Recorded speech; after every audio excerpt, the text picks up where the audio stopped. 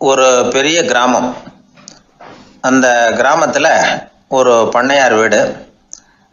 அதுதான் அந்த கிராமத்திலேயே பெரிய வீடு. ஒரு நாள் ஒரு திருடன் அந்த கிராமத்துக்கு வந்தான். சுற்றி பார்த்தான். அந்த பண்ணையார் வீடு கண்ணில் பட்டுது. இன்னைக்கு ராத்திரி இந்த வீட்டில் தான் நம்ம தொழில் ஆரம்பிக்கணும் அப்படின்னு சொல்லி அவன் முடிவு பண்ணிக்கிட்டான். ஏன்னா அதுதான் அந்த கிராமத்திலே கொஞ்சம் பெரிய வீடு. அங்கே தான் அவன் எதிர்பார்க்கறது ஏதாவது கிடைக்கும் அப்படிங்கிறது அவனுடைய முடிவு.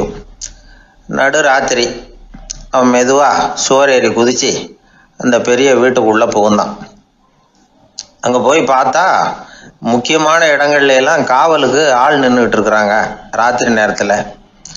சரி, இந்த வீட்டில் நம்மால் திருட முடியாது அப்படின்னு முடிவு பண்ணிட்டு மெதுவாக வந்த வழியிலேயே திரும்பி வந்தான். அந்த சமயத்தில் காலில் ஏதோ தட்டுப்பட்டது. என்னது அப்படின்னு சொல்லி குனிஞ்சு பார்த்தா அங்கே ஒரு பெரிய வெங்காய மூட்டை அடுக்கி வச்சிருக்கிறாங்க. சரி, வந்ததுக்கு வெறுங்கையோடு திரும்ப வேண்டாமே அப்படின்னு சொல்லி கையில் இருந்த ஒரு பெரிய பை நிறைய அதை அள்ளி போட்டுக்கிட்டான். வெங்காயத்தை போட்டுக்கிட்டு புறப்படுற சமயத்தில் கப்புன்னு கழுத்தில் ஒரு கை வந்து விழுந்தது. ஆள் மாட்டிக்கிட்டான். அதாவது காவலாளிகள் அவனை பிடிச்சி வச்சுக்கிட்டாங்க. மறுநாள் காலையில் அந்த திருடனை பண்ணையார் முன்னாடி கொண்டுட்டு போய் நிறுத்தினாங்க. ஐயா, இந்த ஆள் ராத்திரி நம்ம வீட்டில் திருடுறதுக்காக வந்தான். வெங்காயத்தை அள்ளிட்டு புறப்படுறப்போ மாட்டிக்கிட்டான் அப்படின்னாங்க. அவர் பார்த்தார். என்னப்பா இவங்க சொல்கிறது உண்மைதானான்னு கேட்டார். ஆமான்னு ஒத்துக்கிட்டான் அந்த ஆள். பண்ணையார் அதுக்கப்புறம் கொஞ்சம் யோசனை பண்ணார். அப்புறமா தீர்ப்பு வழங்கினார். இதை பார்ப்பா, நீ இங்கே திருட வந்தது குற்றம். அதுக்காக நீ 100 ரூபாய் அபராதம் செலுத்தணும், அல்லது 100 கசையடிகள் வாங்கணும். அதுவும் இல்லைன்னா நீயே திருடுன அவ்வளவு வெங்காயத்தையும் பச்சையா என் கண் முன்னாடியே சாப்பிட்டுடணும். இதில் எந்த தண்டனையை ஏற்றுக்கிறது அப்படிங்கிறத பற்றி நீயே யோசனை பண்ணி முடிவு எடுத்துக்கலாம் அப்படின்னு சொல்லிவிட்டார். அதாவது இவனே முடிவு பண்ணிக்க வேண்டியது. 100 ரூபா பணம் கட்டுறியா, இல்லது சாட்டை அடி வாங்குறியா, அல்லது வெங்காயத்தை சாப்பிட்றியா, இதுதான் அவர் கொடுத்தது. நீயே முடிவு பண்ணி சொல்லுன்னு விட்டார். திருடன் கொஞ்ச நேரம் யோசனை பண்ணி பார்த்தான். அவனுக்கு இருக்கிறதுலே ரொம்ப சுலபமாக தெரிஞ்சது இந்த வெங்காயத்தையே சாப்பிட்டுட்றேன்ட்டான். ஐயா, நான் இந்த வெங்காயத்தையே சாப்பிட்டுட்றேன், அதுதான் எனக்கு கொஞ்சம் சுலபமாக தெரியுதுன்னா சரின்னு விட்டார் பண்ணையார். அப்படியே எல்லாத்தையும் கொண்டு வந்து கொட்டினாங்க. ஒவ்வொன்றா எடுத்து சாப்பிட ஆரம்பித்தான். கொஞ்ச நேரம் சுவாரஸ்யமாக சாப்பிட்டான். அதுக்கப்புறம் வாய் எரிய ஆரம்பிச்சுட்டுது. கண்ணு ரெண்டும் செவந்து போச்சு. கண்ணில் இருந்து தார தாரையாக கண்ணீர் வழிய ஆரம்பிச்சுட்டுது. ஒரே எரிச்சல். அவனால் தாக்கு பிடிக்க முடியல. வெங்காயம் பாதி கூட தீரல. பார்த்தான், சரி இது நமக்கு சரிப்பட்டு வராது அப்படின்னு முடிவு பண்ணிட்டான். ஐயா, என்னை மன்னிச்சுக்கோங்க, இது என்னால் முடியாது போல இருக்கு, பேசாமல் எனக்கு 100 சாட்டை அடியே கொடுத்துருங்க அப்படின்னா. அவரும் சரின்னார். சாட்டை அடி விழ ஆரம்பிச்சது. அதுவும் ஆரம்பத்தில் ஒரு மாதிரியாக இருந்தது. ஒரு 60 அடிகள் விழுற வரைக்கும் தாங்கினான். அதுக்கு மேலே அவனால் முடியல, தாக்கு பிடிக்க முடியல. ஐயா, என்னை மன்னிச்சுக்கோங்க அப்படின்னு மறுபடியும் பண்ணையார் காலில் விழுந்தான். ஐயா, இதுவும் எனக்கு சரிப்பட்டு வராது போல இருக்கு, பேசாமல் 100 ரூபா அபராதமே கட்டிவிடுறேன் அப்படின்னா. அதே மாதிரி பணத்தை எடுத்து கொடுத்துட்டு அவன் பாட்டுக்கு போனான். இப்படி ஒரு கதை உண்டு. இந்த கதையை உலக புகழ்பெற்ற மனோதத்துவ மேதை எம் ஸ்காட் பெக் ஒரு உதாரணமாக எடுத்து சொல்கிறார். எதுக்காக அவர் எடுத்து சொல்கிறாருன்னா, இந்த முடிவெடுக்கும் திறன் அப்படிங்கிறத விளக்கறதுக்காக. வாழ்க்கையில் முடிவெடுக்கிற திறன் நம்ம ஒவ்வொருத்தருக்கும் ரொம்ப அவசியம். எந்த சந்தர்ப்பத்தில் எப்படி முடிவெடுக்கிறோம் அப்படிங்கிறத வச்சு தான் நம்ம வாழ்க்கை அமையும். எவ்வளவுதான் பணம் இருந்தாலும் சரி, எவ்வளவுதான் படிச்சிருந்தாலும் சரி, இந்த முடிவெடுக்கிற திறன் சரியா இல்லைன்னா வாழ்க்கையில் பல சறுக்கல்களை சந்திக்க வேண்டியிருக்கும். நாம் முடிவுகள் எடுத்தால் அந்த முடிவுகளால் ஏற்படக்கூடிய விளைவுகளுக்கு நாம் பொறுப்பு ஏற்க வேண்டியிருக்குமே அப்படிங்கிற பயத்தினால முடிவெடுக்கிற அதிகாரத்தை பல சமயங்களில் நாம் மற்றவங்களுக்கு தாரவாத்து கொடுத்துட்றோம். நாமே முடிவெடுக்கக்கூடிய திறமையை வளர்த்துக்கிறது தான் ரொம்ப முக்கியம். ஒருத்தர் சொன்னார், சார், சின்ன சின்ன பிரச்சனைகள்ல எல்லாம் எங்கள் வீட்டில் என் மனைவி முடிவு எடுக்க விட்டுருவேன், பெரிய பிரச்சனைகள்ல எல்லாம் நான் தான் முடிவெடுப்பேன் அப்படின்னார். பரவாயில்லையே அப்படின்னு சொல்லி சின்ன சின்ன பிரச்சனைகள்னா எதுங்க அப்படின்னு கேட்டேன். ஒன்றும் இல்லை, இந்த வீட்டு வருமானத்தை பெருக்கிறது எப்படி, வீட்டு செலவை சரி கட்டுறது எப்படி, வீட்டு செலவுக்கு வாங்கியிருக்கிற கடனை அடைக்கிறது எப்படி, இதெல்லாம் சின்ன சின்ன பிரச்சனைகள். என் மனைவி கிட்ட முடிவெடுக்கிற விஷயத்தை விட்டுருவேன்னார். பெரிய பிரச்சனை தான் நான் எடுத்துக்குவேன்னார். அப்படின்னா பெரிய பிரச்சனைன்னா எது சார் அப்படின்னு கேட்டேன். அது என்னன்னா, இந்த உலக பொருளாதாரத்தை மேம்படுத்துறது எப்படி, 21ஆம் நூற்றாண்டுல என்னென்ன சவால்களை சந்திக்க வேண்டியிருக்கும் உலகம், இதெல்லாம் நான் பார்த்துக்குவேன் அப்படின்னார். பாருங்க, இது பிரச்சனைகள்லேருந்து தப்பிக்கிற வழி. அதனால வாழ்க்கையில் பிரச்சனைகளை சந்திக்கிறதுக்கு தயங்கப்படாது. அதே மாதிரி சரியான நேரத்தில் சரியான முடிவு எடுக்கிறதுக்கு நாம் கற்றுக்கணும். அது ரொம்ப முக்கியம். அந்த மரத்தின் உச்சியில் ஒரு பறவை கூடு, ஏதோ ஒரு பறவை கூடு கட்டியிருந்தது. அது என்ன பறவைன்னா ராஜாளி. ஒரு குரங்கு அந்த மரத்து கிளையில தாவி தாவி குதிச்சுக்கிட்டு இருந்தது. அப்போ இந்த கூட்டில் இருந்த முட்டை அது கண்ணில் போட்டுவிட்டுது. அதுக்கப்புறம் அது சும்மா இருக்குமா? விளையாட்டா ஒரு முட்டையை எடுத்தது, மரத்தை விட்டு கீழே இறங்குச்சு. கீழே ஒரு குப்பை மேட்டில் ஒரு கோழி சில முட்டைகளை அது பாட்டுக்கு இட்டு வச்சிருந்தது. குரங்கு தன் கையில் இருந்த ராஜாளி பறவையோட முட்டையை அந்த கோழி முட்டைகளோட சேர்த்து போட்டுட்டு போயிட்டுது. கோழி வந்தது, பார்த்தது, அதுக்கு ஒன்றும் வித்தியாசம் புரியல. தன்னுடைய முட்டைகளோட சேர்த்து அந்த ராஜாளி முட்டையையும் சேர்த்து அடைகாத்துது. கொஞ்ச நாள்ல குஞ்சுகள்லாம் பொரிச்சுது, எல்லாம் முட்டையை விட்டு வெளியில வந்தது. ராஜாளி பறவையோட குஞ்சு அந்த கோழி குஞ்சுகளோடவே சேர்ந்து வளர்ந்தது.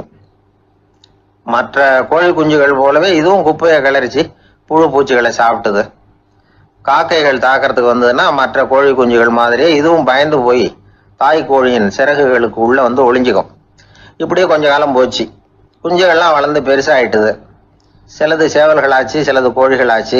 அந்த ஒண்ணு மட்டும் ராஜாளி ஆச்சு. ஆனா ஒரு விஷயம், தான் ஒரு ராஜாளிங்கிறது அந்த பறவைக்கு தெரியாது. தன்னையும் ஒரு கோழின்னே அது நினைச்சுக்கிட்டு இருக்கு. அப்படி நினைச்சுக்கிட்டு குப்பை மேட்டை கிளறிக்கிட்டு இருக்கு. ஒரு நாள் சாயந்தர நேரம் இந்த ராஜாளி பறவை கீழே அது பாட்டுக்கு வழக்கம் போல குப்பையை கிளறிக்கிட்டு இருக்குது. அப்போ அண்ணாந்து பாக்குது. வானத்துல உயரத்துல கூட்டமா ராஜாளி பறவைகள் உல்லாசமா வட்டம் அடிச்சு பறந்துகிட்டு இருக்கு. அதே இது பாக்குது. இதுக்கு மனசுக்குள்ள ஏக்கமா போச்சான். அப்போ இதுக்கு ஆண்டவன் பேர்ல கோபம் வந்துதான். ஆண்டவனுக்கு என் பேர்ல ஏன் இந்த ஓர வஞ்சனை, என்னையும் ஒரு ராஜாளியா படைச்சிருந்தா நானும் கூட இந்நேரம் ஆகாயத்துல உல்லாசமா பறந்துகிட்டு இருப்பேனே அப்படின்னு நினைச்சு வருத்தப்பட்டுதான். இது வேடிக்கையா இருக்குல்ல. ஒரு வகையில பார்த்தா நாம கூட இந்த ராஜாளி பறவை மாதிரி தான் வாழ்ந்துகிட்டு இருக்கோம் அப்படிங்கிறார் ஒரு உளவியல் நிபுணர். நம்மால எவ்வளவு வேலை செய்ய முடியும் அப்படின்னு நாம நினைச்சுக்கிட்டு இருக்கிறோமோ அதை விட பல மடங்கு நம்மால வேலை செய்ய முடியுமா, பல மடங்கு வேகமாகவும் வேலை செய்ய முடியும் அப்படிங்கிறார் அவர். நம்முடைய முழுமையான பலம் என்னங்கிறது நமக்கே தெரியறதில்ல, அதுதான் கஷ்டம். நம்முடைய பலம் தெரியாததுனாலதான் நாம எதுக்கு எடுத்தாலும் பயந்துகிட்டு இருக்கிறோம். ஒரு ஆள் இருந்தான், அவனுக்கு எப்படின்னா கோழியை கண்டா பயப்படுவான். ஏன் கோழியை கண்டா பயம்னா, அவனுக்கு மனசுக்குள்ள தான் ஒரு புழுன்னு நினைப்பு. தன்னை ஒரு புழுவா நினைக்கும் பொழுது, புழுன்னா கோழி கொத்தும்ல, அதனால கோழியை கண்டு பயப்பட ஆரம்பிச்சிட்டான். இவன் நடுங்கிடுவான். எதிரில் கோழி வந்ததுன்னா உடம்பு பூரா நடுங்க ஆரம்பிச்சிடும். வீட்டில் இருக்கிறவங்க பார்த்தாங்க. இவனை அழைச்சிட்டு போய் ஒரு மனநோய் மருத்துவமனையில சேர்த்துட்டாங்க. அங்க உள்ள டாக்டர் இவருக்கு சிகிச்சையெல்லாம் கொடுத்தார். ஒரு வாரம் இவனை தங்க வச்சு வேண்டிய சிகிச்சையெல்லாம் கொடுத்து மன ரீதியாக அவனை மாற்றி, சரி இனிமே நீ வீட்டுக்கு போகலாம்னு சொல்லி அனுப்பி வச்சார். வீட்டுக்கு புறப்பட்டான். அப்போ சொன்னார், இதை பாருப்பா, நீ வீட்டுக்கு போகலாம், நேராக வீட்டுக்கு போ, நல்லா ஞாபகம் வச்சுக்கோ, இனிமே நீ ஒரு புழு கிடையாது, மனுஷன், தைரியமா புறப்படு, போயிட்டு வா அப்படின்னு சொல்லி வழி அனுப்பி வச்சார். சரிங்க டாக்டர்னு சொல்லிவிட்டு இவன் புறப்பட்டு போனான். பாதி வழி போயிருப்பான். லேசா நிமிர்ந்து பார்க்கறான், எதிரில் ஒரு கோழி வந்துகிட்டு இருக்கு. அது பாட்டுக்கு சாதாரணமா நடந்து வந்துகிட்டு இருந்தது. அவ்வளவுதான், இவன் உடம்பு கிடுகிடுன்னு ஆட ஆரம்பிச்சுட்டுது. திரும்பி ஓடி வந்துட்டான். டாக்டர் கேட்டார், ஏன்பா திரும்பி ஓடி வந்துட்டேன்னு. பாதி தூரம் போயிட்டேன் டாக்டர், எதிரில் ஒரு கோழி வந்துகிட்டு இருக்குது, அதான் பயமா இருந்தது, வந்துட்டேன்னா. டாக்டருக்கு ஒரு மாதிரி ஆயிடுது. அவர் சொன்னார், இதை பாருப்பா, நான் தான் சொன்னேனே, நீ ஒரு புழு இல்லை, மனுஷன். இனிமே நீ புழு கிடையாது, நீ ஒரு மனுஷன். நீ ஒரு புழு இல்லைங்கிறது இன்னமும் உனக்கு புரியலையா அப்படின்னார் டாக்டர். நான் புழு இல்லைங்கிறது எனக்கு தெரிஞ்சுட்டுது டாக்டர், இது அந்த கோழிக்கு தெரியுமான்னு தெரியலையே அப்படின்னா. இவெல்லாம் எந்த காலத்தில் மாறுறது? அதனால் வாழ்க்கையில் வெற்றி பெறணும் அப்படின்னு நினைக்கிறவங்க யாராக இருந்தாலும் தன்னுடைய பலம் என்ன அப்படிங்கிறத முதல்ல புரிஞ்சுக்கணும். தன்னுடைய சக்தியை புரிஞ்சுக்கிட்டவன் வெற்றி பெறுவது நிச்சயம். எது ரொம்பவும் கஷ்டமான காரியம் அப்படின்னு கேட்டார் ஒருத்தர். ஒருத்தருக்கு ஒருத்தர் சண்டை போடாமல் இருக்கிறது தான் ரொம்ப கஷ்டமான காரியம் அப்படின்னு தோணுது. ஒரு நாட்டுக்கும் இன்னொரு நாட்டுக்கும் சண்டை, நாட்டுக்குள்ளேயே ஒரு குரூப்புக்கும் இன்னொரு குரூப்புக்கும் சண்டை. ஏன் சண்டை போட்டுக்கிறீங்கன்னு கேட்டு பாருங்கள். நாங்கள் சமாதானத்துக்காக தான் சண்டை போட்டுக்கிறோம் அப்படிம்பாங்க. வாழறதுக்காக பிறந்த மனுஷன் லட்சியத்துக்காக உயிரை விட தயார் அப்படின்னு சொல்லிகிட்டு இருப்பான். அப்படி உயிரை விடுறவங்கள நாமளும் பாராட்டுவோம். ஆனால் ஒன்றும் இல்லாத விஷயங்களுக்கெல்லாம் சண்டை போடுறவங்களெல்லாம் அப்படிப்பட்டவங்களையும் சரி உயிரை விடுறவங்களையும் சரி என்னென்னு சொல்கிறது? யுத்தங்களாலேயும் சண்டைகளாலேயும் நாம் அடையிறது என்னங்கிறது ஒரு பக்கம் இருக்கட்டும், இழக்கிறது என்ன தெரியுமா? ஏராளமான உயிர்கள். ரத்தம் சிந்துறதுக்கு நான் தயார் அப்படின்னு மார்தட்டி சொல்லலாம். ஆனால் ரத்தம் சிந்தினா உயிர் காத்துக்கிட்டு இருக்க தயார் இல்லை. அதாவது உயிர் நமக்காக காத்துக்கிட்டு இருக்க தயார் இல்லை. இழக்கிற ரத்தத்தை ஈடுகட்டினா தான் உயிரை காப்பாற்ற முடியும். அதனால் இது சம்பந்தமாக ஆராய்ச்சி செய்கிற கட்டாயம் ஏற்பட்டு போச்சு. அதோட விளைவாக புதுசாக ஒன்றை கண்டுபிடிச்சிருக்கிறாங்க. அதுதான் செயற்கை ரத்த பொடி. இப்போ இந்த திடீர் சாம்பார் பொடி, திடீர் ரசப்பொடி, திடீர் காப்பி பொடி இப்படிலாம் சொல்கிறோம்ல, அது மாதிரி இது திடீர் ரத்த பொடி. இஸ்ரேல் ஒரு சின்ன நாடு, மக்கள் தொகை குறைச்சல், அதோட போர்கள் வேறு. அதனால் காயம்பட்டவங்களை காப்பாற்றியே தீர வேண்டிய கட்டாயம். காப்பாற்றணும்னா ரத்த இழப்பை தடுக்கணும். அப்படின்னா உடனடியாக புது ரத்தம் செலுத்தி ஆகணும். திடீர்னு ரத்தம் வேணும்னா எங்கே போகிறது? அதுவும் கிடைக்கிற ரத்தம் சேர்கிற குரூப்பாக இருக்கணும். ஒரு வேடிக்கை பார்த்தீங்களா, நான் வேறு குரூப்பு நீ வேறு குரூப்புன்னு இவன் சண்டை போடுறான். இதில் அடிபட்டவனுக்கு ரத்தம் கொடுக்க போனால் அதுலேயும் அது வேறு வேறு குரூப்பாக இருக்குது. அது ரத்தமும் வேறு வேறு குரூப்புன்னு சொல்லிகிட்டு இருக்குது. எந்த குரூப்பு ரத்தம் வேணும்? அது உடனடியாக கிடைக்கலன்னா என்ன பண்ணுறது? இப்படிப்பட்ட கஷ்டம்லாம் நமக்கு வந்துடுது. இதுக்காக தான் விஞ்ஞானிகள் இந்த ரத்த பொடியை கண்டுபிடிச்சிருக்கிறாங்க. அதாவது ஒரு ஆள் அடிபட்டு போட்டான்னு வச்சுங்களேன், அவனுக்கு ரத்தம் கிடைக்கல. உடனே என்ன பண்ணலாம்?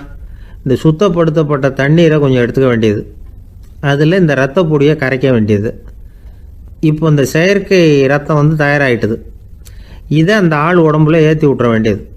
இயற்கையாக நம்ம உடம்புல இருக்கிற ரத்தம் என்னென்ன வேலை செய்யுதோ அதே வேலையை இதுவும் செய்யும். அதாவது ஆக்சிஜனை உடம்புல எல்லா இடத்துக்கும் எடுத்துகிட்டு போகுது. அந்த வேலையை இந்த செயற்கை ரத்தமும் செஞ்சுருது. ஆனால் ஒரு விஷயம், இந்த செயற்கை ரத்தம் ஒரு அவசரத்துக்கு தான் உபயோகப்படுத்தலாம், ஒரு முதல் உதவி மாதிரி. அதை அப்படியே நிரந்தரமாக விட்டுற முடியாது. பின்னாடி தேவையான குரூப்பு உண்மையான ரத்தம் கிடைச்ச உடனே அதை செலுத்திக்கணும். உண்மையான ரத்தத்தை 20லேருந்து 40 நாள் வரைக்கும் தான் பாதுகாக்க முடியும். அதுவும் குளிர்பதன பெட்டியில். அதுக்குள்ளே உபயோகப்படுத்தலைன்னா அது வீணாக போயிடும். இந்த ரத்த பொடி அப்படி இல்லை, எவ்வளோ நாள் வேணும்னாலும் அப்படியே வச்சுருக்கலாம். குளிர்பதன பெட்டியும் தேவையில்லை. ஆனால் ஒன்று, இது தண்ணியில் கலந்து செயற்கை ரத்தமாக ஆக்கிவிட்டா அதோட வலு 72 மணி நேரம் தான். அதாவது 3 நாள்.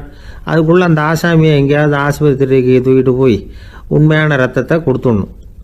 சண்டையில் அடிபடுறவங்க, சாலை விபத்தில் அடிபடுறவங்க, இவங்களுக்கெல்லாம் அவசரத்துக்கு கை கொடுத்து உதவுறது இந்த செயற்கை ரத்த பொடி. அதுக்கப்புறம் நாம் கொடுக்குற ரத்தம் தான் அவங்கள காப்பாற்றணும். இன்றைக்கி ரத்தத்தை தானமாக கொடுக்க தயாராக இருக்கிற நல்ல உள்ளங்கள் ஏராளம். எவ்வளவு ஆக்சிடெண்ட்டு, ஆப்ரேஷன், இதில் சம்மந்தப்பட்டவங்களை காப்பாற்றுறது நாம் தானமாக கொடுக்குற ரத்தம் தானே. ஒரு ஆக்சிடெண்ட்டு, ஒரு ஸ்கூட்டர் ஒரு ஆள் மேலே மோதி விட்டுது, பார்த்து வரக்கூடாதா அப்படின்னா அந்த ஆள், நீ தான் பார்த்து நடக்கணும், ஏன்னா 20 வருஷமாக நான் அந்த ஸ்கூட்டரை ஓட்டிகிட்டு இருக்கிறேன் அப்படின்னு நான் இவன். இதுக்கு அவன் சொன்னானா, நீ தான் பார்த்து ஓட்டணும், ஏன்னா 40 வருஷமாக நான் இப்படி நடந்துக்கிட்டு இருக்கிறேன் அப்படின்னு நானா. திபேத் நாட்டில் புத்த மடாலயங்கள் நிறைய உண்டு. அதுக்கு ஒரு தலைமையகமும் உண்டு. அது இந்த திபேத் தலைநகரம் லாசாவில் இருக்குது. ரொம்ப காலத்துக்கு அப்பால் அதை பற்றியெல்லாம் நிறைய விவரங்கள் எழுதி வச்சிருக்கிறாங்க. அது இப்போவும் நமக்கு கிடைக்குது. அதாவது ரொம்ப தூரத்துக்கு அந்தாண்ட மலைகளுக்கு நடுவில் ஒரு கிளை மடாலயம். அந்த மடத்தின் தலைவருக்கு வயசாயிட்டு தான். அதனால் தலைமை பொறுப்பை வேற ஒருத்தர்கிட்ட ஒப்படைக்கலாம் அப்படின்னு முடிவு பண்ணாராம். உடனே ஒரு லாமாவை கூப்பிட்டார். அவர் மூலமாக தலைமை மடாலயத்துக்கு செய்தி அனுப்புனார், பொருத்தமான வாரிசு ஒருத்தரை அனுப்பி வைக்கும்படியாக. அந்த வாலிப லாமா புறப்பட்டார். காடு மேடெல்லாம் நடந்து போகிறார். ரொம்ப நாள் கழித்து தலைமை பீடத்தை அடைஞ்சார். தலைமை குருக்கிட்ட விவரத்தை சொன்னார். தகுதியான ஒருத்தரை அனுப்பி வச்சா அழைச்சிட்டு போகிறேன் அப்படின்னார். சரி, நாளைக்கு காலையில் நீங்கள் அவங்க எல்லாரையும் அழைச்சிட்டு போகலாம்னார் அவர். அவங்க எல்லாரையுமா? அங்கே தேவைப்படுறது ஒருத்தர் தானே அப்படின்னார் இவர். ஆமான்னார். அப்புறம் ஏன் எல்லாரையும் அழைச்சிட்டு போக சொல்கிறீங்கன்னார். அது இப்போ உனக்கு புரியாது.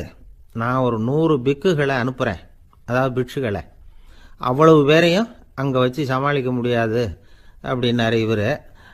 இருந்தாலும் இப்போ அந்த தலைமை குரு என்ன சொன்னார்னா, அதை பற்றி கவலைப்படாத, நான் 100 பேரை அனுப்புகிறேன்.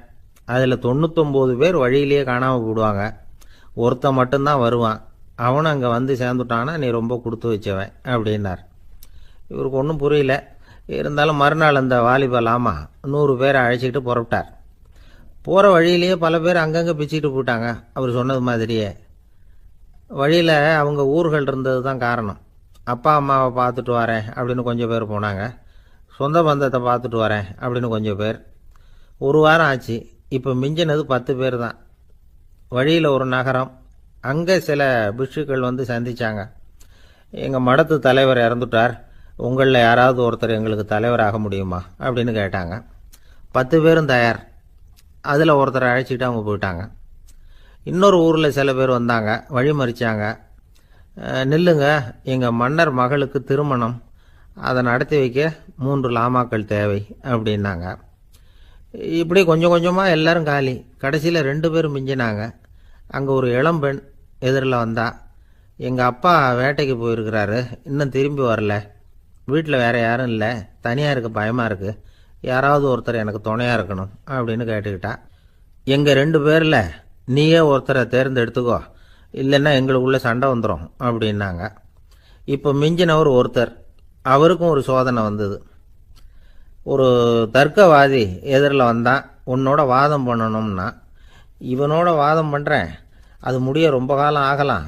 தர்க்கத்தில் நான் ஜெயிச்சா அங்கே வரேன், இல்லைன்னா இவருடைய சீடனை ஆயிடுவேன் அப்படின்னார் அவர். கடைசியாக அழைக்க வந்த வாலிப லாமா மட்டும் வெறும் கையோடு திரும்பி போனார்.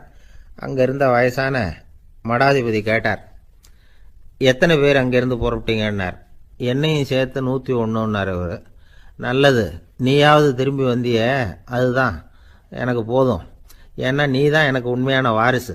அந்த 100 பேரில் யாரும் வரமாட்டாங்க அப்படின்னார் அவர். ஏன்னா அவருக்கு தெரியும் இவர் ஒருத்தர் தான் திரும்பி வருவாருங்கிறது. திபேத்தில் ஒரு பழங்கால பழமொழி உண்டாம், 100 பேர் செல்லலாம், எப்பொழுதாவது ஒருவன் அபூர்வமாக அடைய வேண்டிய இடத்தை அடைவான். இதுதான் அந்த பழமொழி. ஒரு உன்னதமான இலக்கை அடையணும்னா அது அவ்வளவு சுலபமான காரியம் இல்லை. இந்த காலத்து மடாலயம் ஒன்று, அதில் ஒரு தலைவர், அவருக்கு வயசாயிட்டுது, தனக்கு ஒரு வாரிசை நியமிக்கணும் அப்படின்னு ஆசைப்பட்டார். ரொம்ப கஷ்டப்பட்டு ஒருத்தரை பிடிச்சார். தனக்கு வாரிசாக நியமிச்சுட்டு அவர் சமாதி ஆகிட்டார். புதுசாக பொறுப்பேற்றுக்கிட்டவர் அப்படியே உட்காந்துருந்தார். அவரை தேடிட்டு பத்திரிகை நிருபர்கள்லாம் வந்தாங்க, கேட்டாங்க. அவர் உங்கள் பொறுப்பில் அவர் பெரியவர் விட்டுட்டு போன இது எவ்வளவு சுமாராக தேரும், எவ்வளவு விட்டுட்டு போனார் அப்படின்னு கேட்டிருக்கிறாங்க. அது என்ன ஒரு 50 லட்சம் இருக்கும் அப்படின்னாராம். அவ்வளவும் பணமா அப்படின்னு கேட்டிருக்காங்க. இல்லைங்க, கடன் அப்படின்னாராம் இவர். காலை நேரம், கடற்கரை ஓரம், காலை வீசிக்கிட்டு கையை வீசிக்கிட்டு ஏதோ சண்டைக்கு போகிற சிப்பாய் மாதிரி எல்லாரும் நடந்து போயிட்டுருக்கிறாங்க. நடைப்பயிற்சி. அதில் நமக்கு தெரிஞ்ச ஒருத்தர் எதிரில் வந்தார் ரொம்ப வேகமாக. என்ன சார் வாக்கிங்க அப்படின்னு கேட்டோம். அவரால் ஆமாம்னு பதில் சொல்ல முடியல, அவ்வளவு கஷ்டம். மூச்சு விடுறதுக்கே வாயை திறந்து மூடிட்டு இருக்கிறார். எங்கே பேசுறது? கொஞ்சம் நின்று நிதானித்து மூச்சு விட்டுட்டு அதுக்கப்புறம் சொன்னார் ஆமாம் அப்படின்னு. என்ன சார் இவ்வளவு வேகம்னோ? உங்கள் பேச்சை கேட்டுவிட்டு தான் சார் நடக்க ஆரம்பித்தோம். நீங்கள் தான் அடிக்கடி சொல்லிகிட்டு இருந்தீங்க நடக்கிறது நல்லதுன்னு. அன்னையிலேருந்து ஆரம்பிச்சுட்டேன், ஆனால் ரொம்ப கஷ்டமாக இருக்குது சார். இப்போ பாருங்கள், உங்கள்கிட்ட சுலபமாக பேசக்கூட முடியல, மூச்சு வாங்குது, உடம்பு கூட வலிக்கிறது மாதிரி இருக்குது அப்படின்னு அவர் பாட்டுக்கு பேச ஆரம்பிச்சிட்டார். உங்களை யார் சார் இவ்வளவு வேகமாக நடக்க சொன்னது? வேகத்தை குறைங்க, மெதுவாக நடங்க அப்படின்னோம். நீங்கள் நடக்கிறதுனால என்னென்ன சௌகரியம்னு அன்னைக்கு சொன்னீங்களே தவிர சௌகரியமாக நடக்கிறது எப்படின்னு சொல்லலையே அப்படின்னார் அவர். இன்னமும் லேசாக மூச்சு வாங்கிக்கிட்டே சொன்னால் கூட இவர் சொல்கிறதுலேயே ஒரு நியாயம் இருக்குது. அதனால் இந்த நடைப்பயிற்சி பண்ணுறவங்க கவனிக்க வேண்டிய சில முக்கியமான குறிப்புகள் இருக்குது. அது என்னென்னங்கிறத அவங்க தெரிஞ்சுக்கணும். அது தெரிஞ்சு வச்சுக்கிறது நல்லது. இதெல்லாம் மருத்துவ நிபுணர்கள் சொல்கிற குறிப்புகள். அவங்க என்ன சொல்கிறாங்க தெரியுமா? உங்கள் வயசு 40க்கு மேலேயா? உங்கள் எடை இருக்க வேண்டியதை விட 10 கிலோ அதிகமாக இருக்குதா? நீங்கள் புகை பிடிக்கிறவரா? இதய நோய், இரத்த நாள நோய், உயர் இரத்த அழுத்தம் இப்படி ஏதாவது உங்களுக்கு உண்டா? அப்படின்னா நீங்கள் உங்கள் இஷ்டத்துக்கு வரிஞ்சு கட்டிக்கிட்டு நடைப்பயிற்சி பண்ண ஆரம்பிச்சிடாதீங்க.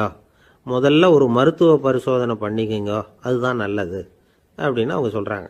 நடக்கிறப்போ, உடற்பயிற்சி செய்கிறப்போ மார்பு பகுதியில் அல்லது வேறு எங்கேயாவது தொடர்ந்து வலி இருந்ததுன்னா பயிற்சியை நிறுத்தி விட்டு டாக்டரை போய் பார்க்கணும்.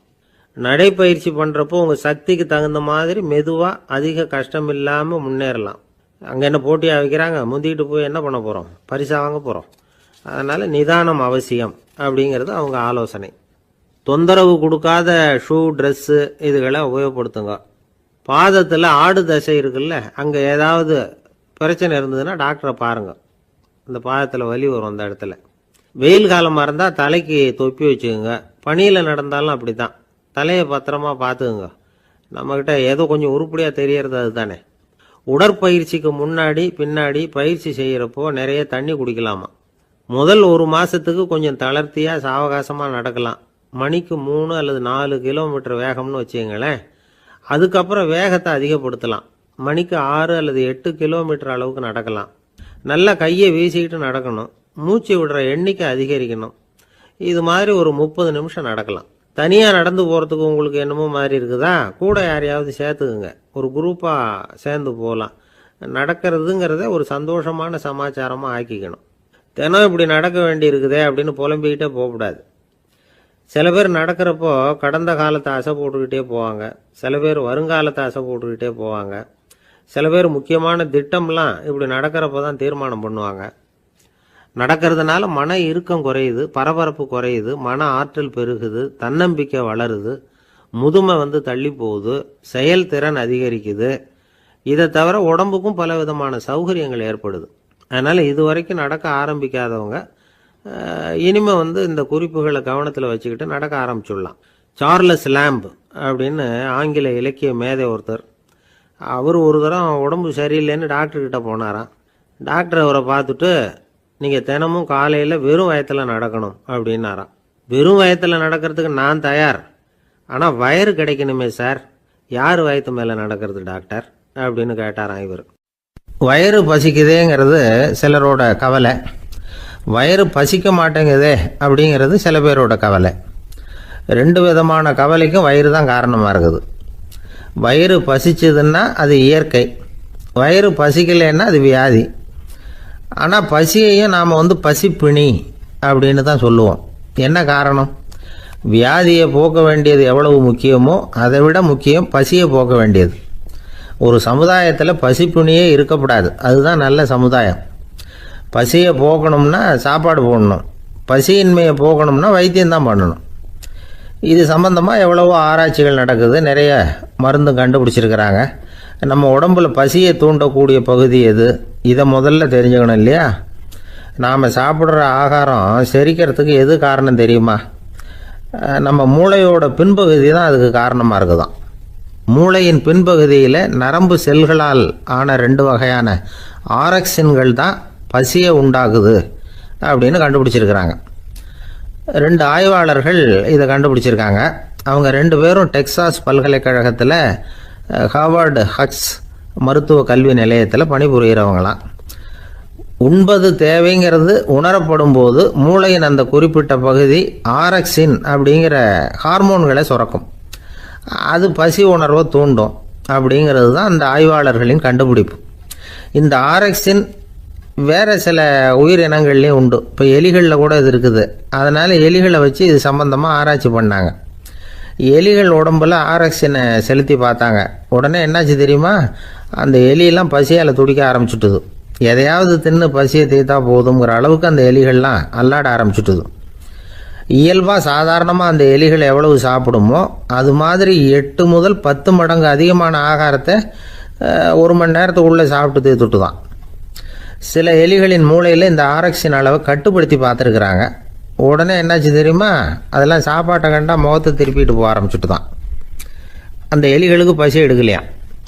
இந்த ஆராய்ச்சியின் அடிப்படையில் பசியை எடுக்காமல் இருக்கிற மனிதர்களுக்கும் பசியை தூண்ட முடியும் அப்படின்னு சொல்லி ஆராய்ச்சியாளர்கள் தெரிவிச்சிருக்கிறாங்க.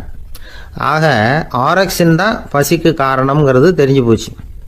சரி, இந்த ஆரக்சின் அப்படின்னா என்ன? அது ஒரு கிரேக்க சொல். அதுக்கு பசின்னு அர்த்தம். நம்ம ஆளுங்களுக்கெல்லாம் பசியை தூண்டுறதுக்கு மருந்து தேவையில்லை, பசியை குறைக்கிறதுக்கு தான் மருந்து தேவை. ஒரு அம்மா டாக்டரை தேடி வந்தாங்களாம். டாக்டர், எங்கள் வீட்டுக்காரருக்கு திடீர்னு அகோர பசி, நிறைய சமைச்சு போடுறேன், அவ்வளவையும் சாப்பிட்டுட்டு கீழே கிடக்கிற குப்பை கூலங்களையும் எடுத்து சாப்பிட ஆரம்பிச்சுட்றார், என்னன்னு கவனித்து பாருங்கள் அப்படின்னாங்களாம். எவ்வளவு நாளாக அப்படி இருக்குதுன்னு கேட்டிருக்காரு டாக்டர். 1 வாரமாக அப்படி இருக்குதுன்னாங்களாம். இவ்வளவு நாளாக ஏன் சும்மா இருந்தீங்க, ஆரம்பத்திலே இங்கே அழைச்சிட்டு வர வேண்டியது தானே அப்படின்னாரான் டாக்டர். அது ஒன்றும் இல்லை டாக்டர், வீடு பூரா சுத்தமாகட்டுமேன்னு பார்த்துக்கிட்டு இருந்தேன் அப்படின்னாங்களாம் அந்த அம்மா. ஒருத்தர் ஓடி வந்தார், இன்னொருத்தரை பார்த்து, சார் உங்கள் சைக்கிளை ஒரு நாள் இரவல் கொடுங்களேன், பக்கத்து ஊருக்கு போயிட்டு வர வேண்டியிருக்கு அப்படின்னார். இவர் சைக்கிளை கொடுத்து பத்திரமா கொண்டுட்டு போங்கன்னார். சார் இதை பத்திரமா கொண்டு போகிறேன், கவலையே வேணாம், ஏன்னா இது உங்களோட சைக்கிள் அப்படின்னு நான் நினைக்கல, என்னோட சைக்கிளாக நினைக்கிறேன் அப்படின்னார். அதுக்கப்புறம் தான் இவருக்கு உண்மையாகவே பயம் வந்துட்டுது. ஏன்னா அவர் சொன்னது மாதிரி அதை தன்னோட சைக்கிளாகவே நினச்சி தள்ளிட்டு போட்டால் என்ன பண்ணுறது? எது எதை நம்முடையதாக நினைக்கணுங்கிறதுக்கு ஒரு வரையறை இருக்குது. சில பேர் ஆஃபீஸையே வீடாக நினச்சி விடுறது உண்டு. அப்படிப்பட்டவங்க கூட வீட்டை ஆஃபீஸாக நினைக்கிறதில்ல. ஏன்னா வீட்டில் இவர் ஆஃபீஸராக நடந்துக்க முடியறதில்ல. இதெல்லாம் ஒரு பக்கம் இருக்கட்டும், இப்போ விஷயத்துக்கு வருவோம். பொறியியல் மேதை டாக்டர் விஸ்வேஸ்வரய்யா இருந்தார் இல்லையா, பாரத ரத்னா விருதெல்லாம் கொடுத்தாங்களே. ஆஃபீஸ் வேலை வேற, சொந்த வேலை வேற அப்படிங்கிறதுக்கு ஒரு உதாரணமாக இருந்தவர் அவர். மைசூர் மகாராஜா கிட்ட திவானா இருந்தார். அவர் ஒரு நாள் அரசாங்க வேலை காரணமாக வெளியூர் போயிருந்தார். ஹாசன்கிற ஊருக்கு பக்கத்தில் ஒரு பயண மாளிகை, அங்கே தங்கிவிட்டார். ராத்திரி அங்கே தங்கி இருந்துட்டு விடிஞ்சதும் ஊருக்கு திரும்புறதாக திட்டம். ராத்திரி தூங்கிறதுக்கு ரொம்ப நேரம் ஆயிட்டுது. ரொம்ப நேரம் வரைக்கும் அரசாங்க சம்பந்தப்பட்ட வேலைகளையே பார்த்துக்கிட்டு இருக்கிறார். அரசாங்க ஃபைல்கள் நிறைய இருந்தது. அதையெல்லாம் ஒவ்வொன்றா எடுத்தார், படித்து பார்த்தார், பரிசீலனை பண்ணார். அதில் எழுத வேண்டியதை எழுதினார், கையெழுத்து போட்டார். ஒரு வழியாக அந்த வேலையெல்லாம் முடிஞ்சுது.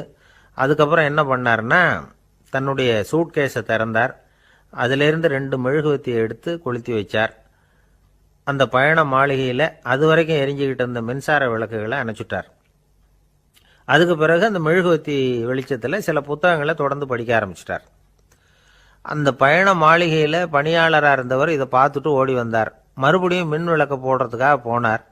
விஸ்வேஸ்வரய்யா அதை பார்த்துட்டு போட வேணாம்ட்டாராம். இது வரைக்கும் நான் அரசாங்க அலுவல்களை கவனிச்சுக்கிட்டு இருந்தேன், அதனால் மின் விளக்குகள் அப்போ எரிஞ்சதில் தப்பு இல்லை. இப்போ நான் புத்தகம் படிச்சுக்கிட்டு இருக்கேன், இது என்னுடைய சொந்த வேலை, இங்கே இருக்கிற மின் விளக்கு அதுக்காக ஏன் எரியணும் அப்படின்னு கேட்டாராம். இப்போ இருக்கிற சில அரசு பணியாளர்கள்கிட்ட இந்த சம்பவத்தை பேச்சோட பேச்சா சொல்லி பார்த்தேன். அவங்களால இதை ஜீரணிக்கவே முடியல. நேர்மை தேவைதான் சார், அதுக்காக அவ்வளவு தூரத்துக்கு அது தேவையா அப்படிங்கிறாங்க. விஸ்வேஸ்வரய்யா அப்படி பண்ணினது தான் ஒரு நேர்மையாளர் அப்படின்னு இந்த உலகத்துக்கு நிரூபிக்கணுங்கிறதுக்காக இல்லை. தான் அப்படி நடந்து காட்டினா தன்னை சுற்றி இருக்கிறவங்களும் அதை கேள்விப்படுறவங்களும் முடிஞ்ச அளவுக்கு பொது வாழ்க்கையில் அரசு பணியில் நேர்மையை கடைபிடிக்க முயற்சி பண்ணலாமே அப்படிங்கிறதுக்காகத்தான். இப்போவும் சில பேர் இருக்கிறாங்க, இவங்க ஆஃபீஸ் வேற வீடு வேறன்னு நினைக்கிறதில்ல, அவ்வளோ உரிமை. ஒருத்தர் அப்படிதான், அவருக்கு அவசரமாக 5000 ரூபா தேவைப்பட்டது. ஆஃபீஸு பணத்தை எடுத்துக்கிட்டார். அந்த நேரம் பார்த்து ஆடிட் வந்துட்டுது, ஆப்பிட்டுக்கிட்டார். விசாரணை நடக்குது. அவர் சொல்கிறார், சார் நான் நேரம் காலம் பார்க்காம ஆஃபீஸில் வேலை செய்வேன், ஏன்னா அதை என்னோட ஆஃபீஸாக நினைக்கிறேன். அவசரத்துக்கு அந்த பணத்தை எடுத்தேன், மறுபடியும் வச்சுடலாம்னு தான் இருந்தேன், அதுக்குள்ளே இப்படி ஆகிட்டுது. நீங்கள் என்ன நினச்சாலும் சரி, நான் ஆஃபீஸ் வேற வீடு வேற அப்படின்னு நினைக்கிறதில்ல, அது என்னோட சுபாவம் அப்படின்னார். விசாரணை பண்ணவர் தீர்ப்பு வழங்கினார். உங்கள் சுபாவத்துக்கு மதிப்பு கொடுத்து நானும் தீர்ப்பு வழங்குறேன். நீங்கள் கொஞ்ச நாள் ஜெயிலில் இருந்துட்டு வாங்க, அது உங்களுக்கு கஷ்டமாக இருக்காதுன்னு நினைக்கிறேன். ஏன்னா அங்கே போனாலும் நீங்கள் உங்கள் சுபாவப்படி வீடு வேற ஜெயில் வேறன்னு நினைக்க மாட்டீங்க அப்படின்னாராம். மனித நேயம்ங்கிறத பற்றி சொல்லுவாங்க. மனித நேயம் ஏன்னா ஒரு கணவன் கணவனாக இருக்கணும், மனைவி மனைவியாக இருக்கணும். ஒரு மனுஷன் இன்னைக்கு மனிதனாக இல்லை. மனித நேயம் குறைஞ்சி போச்சு, இது குடும்ப உறவுகள்லாம் ரொம்ப மாறி போச்சுன்னு சொல்ல. இப்போ நாகரிகத்தில் அப்படி தான் இருக்குது. ஒரு இதில் ஒருத்தன் என்ன பண்ணியிருக்கிறான், ஒரு சின்ன பையனை கொண்டு வந்தானா. ஒரு சின்ன பையன் பக்கத்தில் இருக்கான். ஒரு பெரியவர் கேட்டிருக்காரு, யாரப்பா அந்த பையன் அப்படின்னு கேட்டிருக்காரு. இவன் சொன்னான்னா, இந்த பையன் எனக்கு தூரத்து உறவுன்னு இருக்கான். சரி, தூரத்து உறவுன்னா எப்படி அப்படின்னு கேட்டிருக்கான். இந்த பையன் எங்கள் அப்பாவுக்கு 8வது புள்ள அப்படின்னானா. கூட பிறந்தவனே அவ்வளோ தூரமாக போயிட்டான், 8வதாக பிறந்தான். அப்படி இருக்கு குடும்ப உறவுகள்ங்கிறது. மனுஷனுக்கு வேல்யூ விஞ்ஞானம் எப்படி போட்டிருக்குன்னா, ஒரு மனித உடம்பில் இருக்கிற கால்சியத்தை மட்டும் தனியாக எடுத்தால் ஒரு சின்ன ரூமுக்கு வெள்ளை அடிக்கலாமா. ஒரு மனுஷ உடம்புல இருக்கிற பாஸ்பரஸை மட்டும் தனியாக எடுத்தால் ஒரு 40 நெருப்பு குச்சி தயார் பண்ணலாம். ஒரு மனுஷ உடம்புல இருக்கிற இந்த கொழுப்பு சத்தை மட்டும் தனியாக எடுத்தால் ஒரு 7-8 சோப்பு கட்டி தயார் பண்ணலாம். அது மாதிரி ஒரு மனுஷ உடம்புல இருக்கிற இரும்பு சத்தை மட்டும் தனியாக எடுத்தால் ஒரு 2 அங்குல ஆணி 2 செய்யலாம். இவ்வளவுக்கும் விலை போட்டால் 42 ரூபா 50 காசு. இதுதான் மனுஷனுக்கு விஞ்ஞானம் போட்டிருக்கிற விலை. அது எப்போ அது ஒசரும்னா, அவன் மனுஷனாக இருக்கிற வரைக்கும் இருக்கிறப்ப தான். அதுவும் செத்து போனால் அதுவும் கிடையாது, செத்து போனால் அதுவும் குறைஞ்சிரும். மிருகங்களுக்கெல்லாம் அப்படி இல்லை, செத்ததுக்கு அப்புறம் விலை கூடும். அங்கெல்லாம் எல்லா ஊர்லேயும் பார்த்தீங்கன்னா உயிர் கோழி 50 ரூபா, உரிச்ச கோழி 60 ரூபான்னு போட்டிருக்கோம். செத்ததுக்கு அப்புறம் 10 ரூபா அதிகம். மனுஷனை நீ உயிர் மனுஷன் 42 ரூபா 50 காசு, செத்ததுக்கு அப்புறம் 52 ரூபான்னா நீயே வச்சுக்கிடாது, எனக்கு இது கண்டு போடும். அவன் எப்போ அவனுக்கு வேல்யூ கூடும்னா, மனிதனாக வாழும்பொழுது தான் வேல்யூ கூடும். குடும்பத்தில் அந்த பாசத்தோடு வாழணும்னு கடவுள்கிட்ட கேட்டு சொன்னாங்களே, அதுதான். இந்த சமூகங்கிறதும் ஒரு பெரிய குடும்பம்தான். அதனால தான் இந்த நாட்டுக்குள்ள பெருமையை எல்லாரும் ஒற்றுமையாக இருந்தால் எதையும் சாதிக்கலாம்ங்கிறது தான் இந்த நாட்டுக்குள்ள பெருமை. அப்படி நிரூபித்தோம். அதனால் சமூகங்கிறதும் ஒரு குடும்பம் மாதிரி இருக்கிறது தான் பெருசு. இப்போ சில இதெல்லாம் இப்போ ஜாதி மத வேறுபாடெல்லாம் நம்முடைய முன்னேற்றத்தை தடுக்கும். விலங்குகள் நம்மளோட மேலானது. அதான் ஒரு ஊரில் ஒரு சிவன் கோயில் இருந்துதான். சிவன் கோயிலில் அந்த புறாவெல்லாம் வளர்ந்துக்கிட்டு இருந்திருக்கு. அந்த மாடத்தில், சிவன் கோயில் மாடத்தில் புறாவெல்லாம் கூடியிருந்திருக்கு. உடனே அதுக்கு கும்பாபிஷேகம் பண்ணுறதுக்காக ஊரில் திட்டம் போட்டாங்க. சிவன் கோயிலுக்கு வெள்ளடிக்க ஆரம்பித்தாங்க. வர்ணம் பூச ஆரம்பித்ததும் அதுக்கு சாரம் கட்டுவாங்கல்ல, அந்த குச்சியெல்லாம் வச்சு சாரம் கட்டுவாங்க. உடனே இந்த புறாவெல்லாம் என்ன பண்ணிச்சான், இனிமேல் நம்ம இங்கே வெள்ளை அடிக்கிறாங்க, கும்பாபிஷேகம் வருது, நம்ம இங்கே குடியிருக்க முடியாது, எதிர்த்தாப்புல எங்கே போகலான்னு பார்த்துருக்கு. இந்த உயரம் கோபுரத்தில் இருந்த புறாவெல்லாம் எதிர்த்தாப்புல ஒரு மாதா கோயில் இருந்திருக்கு, சர்ச்சு. அங்கே சில மாடங்களில் புறாவெல்லாம் இருக்குது, சில மாடம் இருக்குது. உடனே நம்மளாம் அங்கே போய்டும் கொஞ்சம் காலத்துக்குன்னு எல்லாம் புறப்பட்டு இந்த மாதா கோயிலுக்கு போயிடுது. அங்கே போனால் அங்கே இருக்கிற புறாவோடு சேர்ந்து இதுவும் குடியிருந்துட்டுருக்கு. கொஞ்ச நாள் என்னாச்சு, அங்கே கிறிஸ்மஸ் வந்துட்டுது. கிறிஸ்மஸ் வந்ததும் சரி, இங்கேயும் வெள்ளடிக்க ஆரம்பிக்கிறாங்க. நம்ம மறுபடியும் எங்கடா போகிறதுன்னு பார்த்தா, அங்கே இருக்கிற புறாவோட சேர்ந்து இதுவும் சேர்ந்து நேராக ஒரு பள்ளிவாசல் இருந்தது. எதுக்கு அங்கே இருக்கிற மாடத்தில் போய் அங்கே குடியேறிட்டுது எல்லாம். அங்கே போனால் அங்கே ரமலான் மாதம் ரம்ஜானுக்காக அதையும் புதுப்பிக்க ஆரம்பித்தாங்க. இது என்ன பண்ணுறதுன்னு சொல்லி இந்த 3 செட்டு புறாவும் சேர்ந்து என்ன பண்ணிச்சு, எங்கே போகலான்னு பார்த்தா மறுபடியும் அதுக்குள்ளே இந்த சிவன் கோயிலில் கும்பாபிஷேகம் முடிஞ்சிருக்கு. அங்கே போடுவோம் எல்லாருன்னு சொல்லி எல்லா புறாவும் அந்த சிவன் கோயிலுக்கு வந்துட்டுது.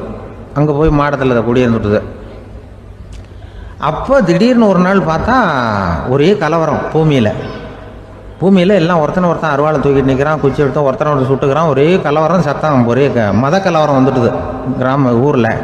அப்போ புறாவெல்லாம் மாடத்தில் இருந்துக்கிட்டு ஒரு குஞ்சு புறா அவங்க அம்மாட்ட கேட்டுதான், இது என்ன, இந்த மனுஷனுக்கு என்னாச்சு, அவன் கத்தியை தூக்கிட்டு நிற்கிறானே அப்படின்னு கேட்டுதான். ஒரு குஞ்சு புறா அவங்க அம்மாட்ட கேட்டுதான். அம்மா புறா. இப்போ அம்மா அந்த புறா சொல்லித்தான், மனுஷனுக்கு இப்போ மதம் பிடிச்சிருக்கு, அதான் கத்தியை தூக்கிட்டு நிற்கிறான் அப்படின்ருக்கு. இப்போ நமக்கெல்லாம் பிடிக்கலையே அப்படின்னு தான். அப்போ அந்த புறா சொல்லித்தான், அந்த பாருமா, நாம் இந்த சிவன் கோயிலில் இருந்தாலும் நமக்கு புறான்னு தான் பேர், இந்த மாதா கோயிலுக்கு போனாலும் நமக்கு புறான்னு தான் பேர், பள்ளிவாசலுக்கு போனாலும் நமக்கு புறான்னு தான் பேர். அந்த மனுஷன் அப்படி இல்லை. அவன் இங்கே இருக்கிற வரைக்கும் இந்துன்னு சொல்லுவான், அங்கே மாதா கோயில் இருந்தான்னா கிறிஸ்தவன்னு சொல்லுவான், பள்ளிவாசலில் இருந்தான்னா முஸ்லீம்னு சொல்லுவான். அப்போ குஞ்சு புறா அது என்ன இப்படி பண்ணுறாங்க மனுஷங்க, இப்போ அவங்கள விட நம்ம வசதி போல் இருக்க, நம்ம தேவலாம் போல் இருக்க அப்படின்னு தான் அந்த குஞ்சு புறா. அப்போ அந்த தாய் புறா சொல்லிச்சான், உண்மைதான், அதனால தான் நம்ம மேலான இடத்துல இருக்கிறோம், அவன் கீழே நிற்கிறான் இன்னமும் அப்படின்னு சொல்லிச்சான். அளவுக்கு மிஞ்சினால் அமிர்தமும் நஞ்சு அப்படின்னு சொல்லுவாங்க. அது உண்மைதான். ஒருத்தருக்கு அளவுக்கு மீறிய புகழ் வந்துட்டுதுன்னு வச்சுங்க, அது கூட ஆபத்தா போயிடுறது உண்டு. பழங்காலத்துல எல்லாம் கிரேக்க தேசத்துல ஒரு பழக்கம் உண்டாம். அதாவது யாராவது ஒருத்தரை நாடு கடத்தணும்னா அதுக்கு ஒரு வழி உண்டு. அதாவது ஒருத்தர் நாடு கடத்தணும்னு மக்கள் விரும்புகிறாங்கன்னு வச்சுங்களேன், அவர் பேரை ஒரு மண்பாண்ட ஓட்டுச்சில்லில் எழுதி அதை ஒரு குறிப்பிட்ட பொது இடத்துல போட்டுற வேண்டியது, அவ்வளவுதான். இது மாதிரி பல பேர் போட்டுக்கிட்டே இருப்பாங்க, எல்லாம் அப்படியே குவிஞ்சு போயிடும். அந்த ஓட்டாஞ்சில்லு குவியலில் யாருடைய பேர் அதிகமாக இருக்குதோ அந்த நபரை ஒரு 10 ஆண்டுகள் நாடு கடத்தி விடுவாங்க. இது அந்த ஊர் வழக்கமாக. ஒரு நாள் அந்த குவியலுக்கு பக்கத்தில் ஒரு ஆள் நின்றுட்டு இருக்கிறான். அவன் கையில் ஒரு ஓட்டாஞ்சில்லு வச்சிருக்கிறான். அதில் யாரோட பேரையோ எழுதணும், எழுதி அந்த இடத்துல போடணுங்கிறது அவன் ஆசை. ஆனால் அவன் படிக்காதவன், அதனால் எழுத தெரியல. யாராவது அந்த வழியாக வர்றாங்களான்னு பார்த்துக்கிட்டே நின்றுக்கிட்டு இருந்தான். ஒரு பெரியவர் வந்துக்கிட்டு இருந்தார். அவர்கிட்ட ஓடினான். கையில் இருந்த மண்பாண்ட சில்லை கொடுத்தான். ஐயா, இதில் ஒரு பேர் எழுதி கொடுங்களேன்னா அந்த பெரியவர் அதை வாங்கி கையில் வச்சுக்கிட்டு, என்ன பேர் எழுதணும் சொல்லு அப்படின்னா இவன் சொன்னான், அரிஸ்டைடிஸ் அப்படின்னு எழுதுங்க அப்படின்னா. இதை கேட்டதும் அந்த பெரியவருக்கு அதிர்ச்சி. ஏன்னா அவர் தான் அரிஸ்டைடிஸ், தத்துவ மேதை அரிஸ்டைடிஸ் அவர். இருந்தாலும் நான் தான் அதுங்கிறத காட்டிக்காம அந்த ஆளுகிட்ட கேட்டார். அது சரிப்பா, அரிஸ்டைடிஸ்ங்கிற பேரை எழுத சொல்ற, அவர் உனக்கு என்ன கெடுதல் பண்ணார், அவர் பேரை இதில் எழுத சொல்றிய அப்படின்னு கேட்டிருக்கார். அதுக்கு இவன் சொன்னானா, அவர் எனக்கு எந்த கெடுதலும் பண்ணல, அவரை நான் பார்த்தது கூட இல்லை அப்படின்னு இருக்கான். அப்புறம் எதுக்காக அவரை நாடு கடத்தணும்னு நீ ஆசைப்படுற அப்படின்னு கேட்டிருக்கார். இப்போ அந்த ஆள் சொல்கிறான், அரிஸ்டைடஸை பற்றி எல்லாரும் பேசுகிறாங்க, அவர் ரொம்ப நல்லவர், அவர் ஒரு பெரிய அறிவாளிங்கிறாங்க, அவர் ஒரு பெரிய வள்ளல், பேரறிஞர், இப்படி எல்லாரும் சொல்கிறத கேட்டு கேட்டு எனக்கு ரொம்ப அழுத்து போயிட்டுது, அதனால தான் வெறுப்பாயிட்டேன் அப்படின்னு நானும். இதிலேருந்து என்ன தெரியுது, நாம் நல்லவனாக இருக்கிறதுல ஒன்றும் இடைஞ்சல் இல்லை. ஆனால் நம்மளை நல்லவன் நல்லவன் எல்லாரும் சொல்ல ஆரம்பிச்சிட்டாங்கன்னு வச்சுக்கோங்க, அப்போ இடைஞ்சல் ஆரம்பம்னு அர்த்தம். எதுவுமே அளவுக்கு மிஞ்சி போகாமல் பார்த்துக்க வேண்டியது ரொம்ப அவசியம். அளவுக்கு அதிகமாக ஆசைப்படாதவங்களில் ஆப்ரஹாம் லிங்கனும் ஒருத்தரான். அவர் ஒரு தடவை தன்னுடைய நண்பர்கள்கிட்ட பேசிக்கிட்டு இருந்தாராம். ஒருத்தர் கேட்டிருக்கார், ஒரு மனுஷனுக்கு கால்கள் எவ்வளோ உயரம் இருக்கணும் அப்படின்னு கேட்டாராம். இதுக்கு ஆப்ரஹாம் லிங்கன் சொன்னாராம், அது என்ன, இடுப்புலேருந்து தரையை தொடுற அளவுக்கு உயரம் இருந்தால் போதும் அப்படின்னாராம். எனக்கு ஒரு உதவி செய்யணும் அப்படின்னு நம்மளை பார்த்து ஒருத்தர் கேட்குறாருன்னு வச்சுங்களேன், உடனே நாம் அவரை பார்த்து என்ன உதவின்னு கேட்போம். இதுதான் சராசரி மனிதர்களின் இயல்பு. ஆனால் ஒருத்தர் எனக்கு ஒரு உதவி செய்யணும் அப்படின்னு கேட்ட உடனே என்ன உதவின்னு கூட கேட்காம சரி செய்கிறேன் அப்படின்னு ஒத்துக்கிறது இருக்கு பாருங்க, அது கொஞ்சம் அபூர்வம். அந்த காலத்தில் ஒருத்தர் இருந்தார். அவர் எப்படி தெரியுமா, உதவி கேட்குறவங்க நல்லவங்களா கெட்டவங்களா அப்படின்னு கூட பார்க்கல, தனக்கு நன்மையா தீமையா அப்படின்னு கூட பார்க்கல, உதவி செய்கிறேன்னு புறப்பட்டுட்டார். அவர் யார் தெரியுமா, அவர் தான் நல சக்கரவர்த்தி. அவர் மாதிரி நாமும் உதவி கேட்குறவங்களுக்கு உடனே உதவி செய்கிறதுக்கு தயாராக இருக்கணும் அப்படின்னு சொன்னார் ஒரு ஆன்மீக பேச்சாளர். நல சரித்திரத்தை அவர் சொல்லிக்கிட்டு இருந்தார். இந்திரன், அக்னி, வருணன், யமன், இவங்க 4 பேரும் நலனை பார்த்து, எங்களுக்கு நீ உதவி செய்யணும், எங்களுக்காக நீ தூது போகணும் அப்படின்னு கேட்குறாங்க. யாருக்கிட்ட தூது போகணும், என்ன காரியத்துக்காக போகணும் அப்படின்னு கேட்கணும்ல. நலன் அப்படி கேட்கவே இல்லை, உடனே சரின்னு ஒத்துக்கிறான். அதுக்கப்புறம் அவங்க விவரம் சொல்கிறாங்க, என்ன உதவி, யாருக்கிட்ட தூது போகணும் அப்படிங்கிற விவரத்தை சொல்கிறாங்க. நலனுக்கும் அப்புறம்தான் புரியுது, எந்த தமயந்தியை இவன் காதலிச்சானோ, எந்த தமயந்தின் சுயம்பரத்துக்காக இவன் போய்கிட்டு இருக்கிறானோ, அந்த தமயந்தியை பார்த்து தங்களுக்காக அவகிட்ட வாதாடணும், பேசணும், தங்களில் ஒருத்தரை கல்யாணம் பண்ணிக்கும்படியாக கேட்கணும் அப்படின்னு அவங்க 4 பேரும் நலன்கிட்ட கேட்குறாங்க. இதை கேட்டதும் நலன் கொஞ்சம் கூட முகம் சுளிக்கலை, பதட்டப்படலை. நேராக தமயந்தி கிட்ட போகிறான். இந்திரன், அக்னி, வருணன், யமன் இவங்களோட சிறப்புகளை எடுத்து சொல்கிறான். இவங்களில் ஒருத்தரை கல்யாணம் பண்ணிக்கலாம் அப்படின்னு சொல்லி கேட்டுக்கிறான். ஆனால் இதுக்கு தமயந்தி சம்மதிக்கலை. சுயம்வரம் நடக்குது, அவன் நலனை தேர்ந்தெடுக்கிறா. அந்த 4 பேரும் நலனுக்கு நிறைய வரங்கள்லாம் கொடுக்குறாங்க. அதுக்கப்புறம் இப்படி போகுது கதை. இதில் நாம் கவனிக்க வேண்டியது என்னென்னா, உதவின்னு கேட்ட உடனே என்ன உதவின்னு கேட்காம சரி செய்கிறேன்னு சொன்னான் பாருங்க, அதை கொஞ்சம் சிந்திக்கணும். செய்கிறேன்னு ஒத்துக்கிட்டதுக்கு அப்புறம் அது என்ன உதவின்னு தெரிஞ்சும் முகம் சுளிக்காமல் அதை செஞ்சான் பாருங்க, அதையும் கொஞ்சம் சிந்திக்கணும். நம்மளும் ஒருத்தன் ஒரு நண்பனை தேடி போனான், எனக்கு ஒரு உதவின்னா சரி சொல்லுன்னா, இப்போ உங்ககிட்ட 2 கார் இருந்தால் என்ன பண்ணுவேன்னா, உடனே அதில் ஒன்று உங்ககிட்ட கொடுத்துருவேன்னா அவன்.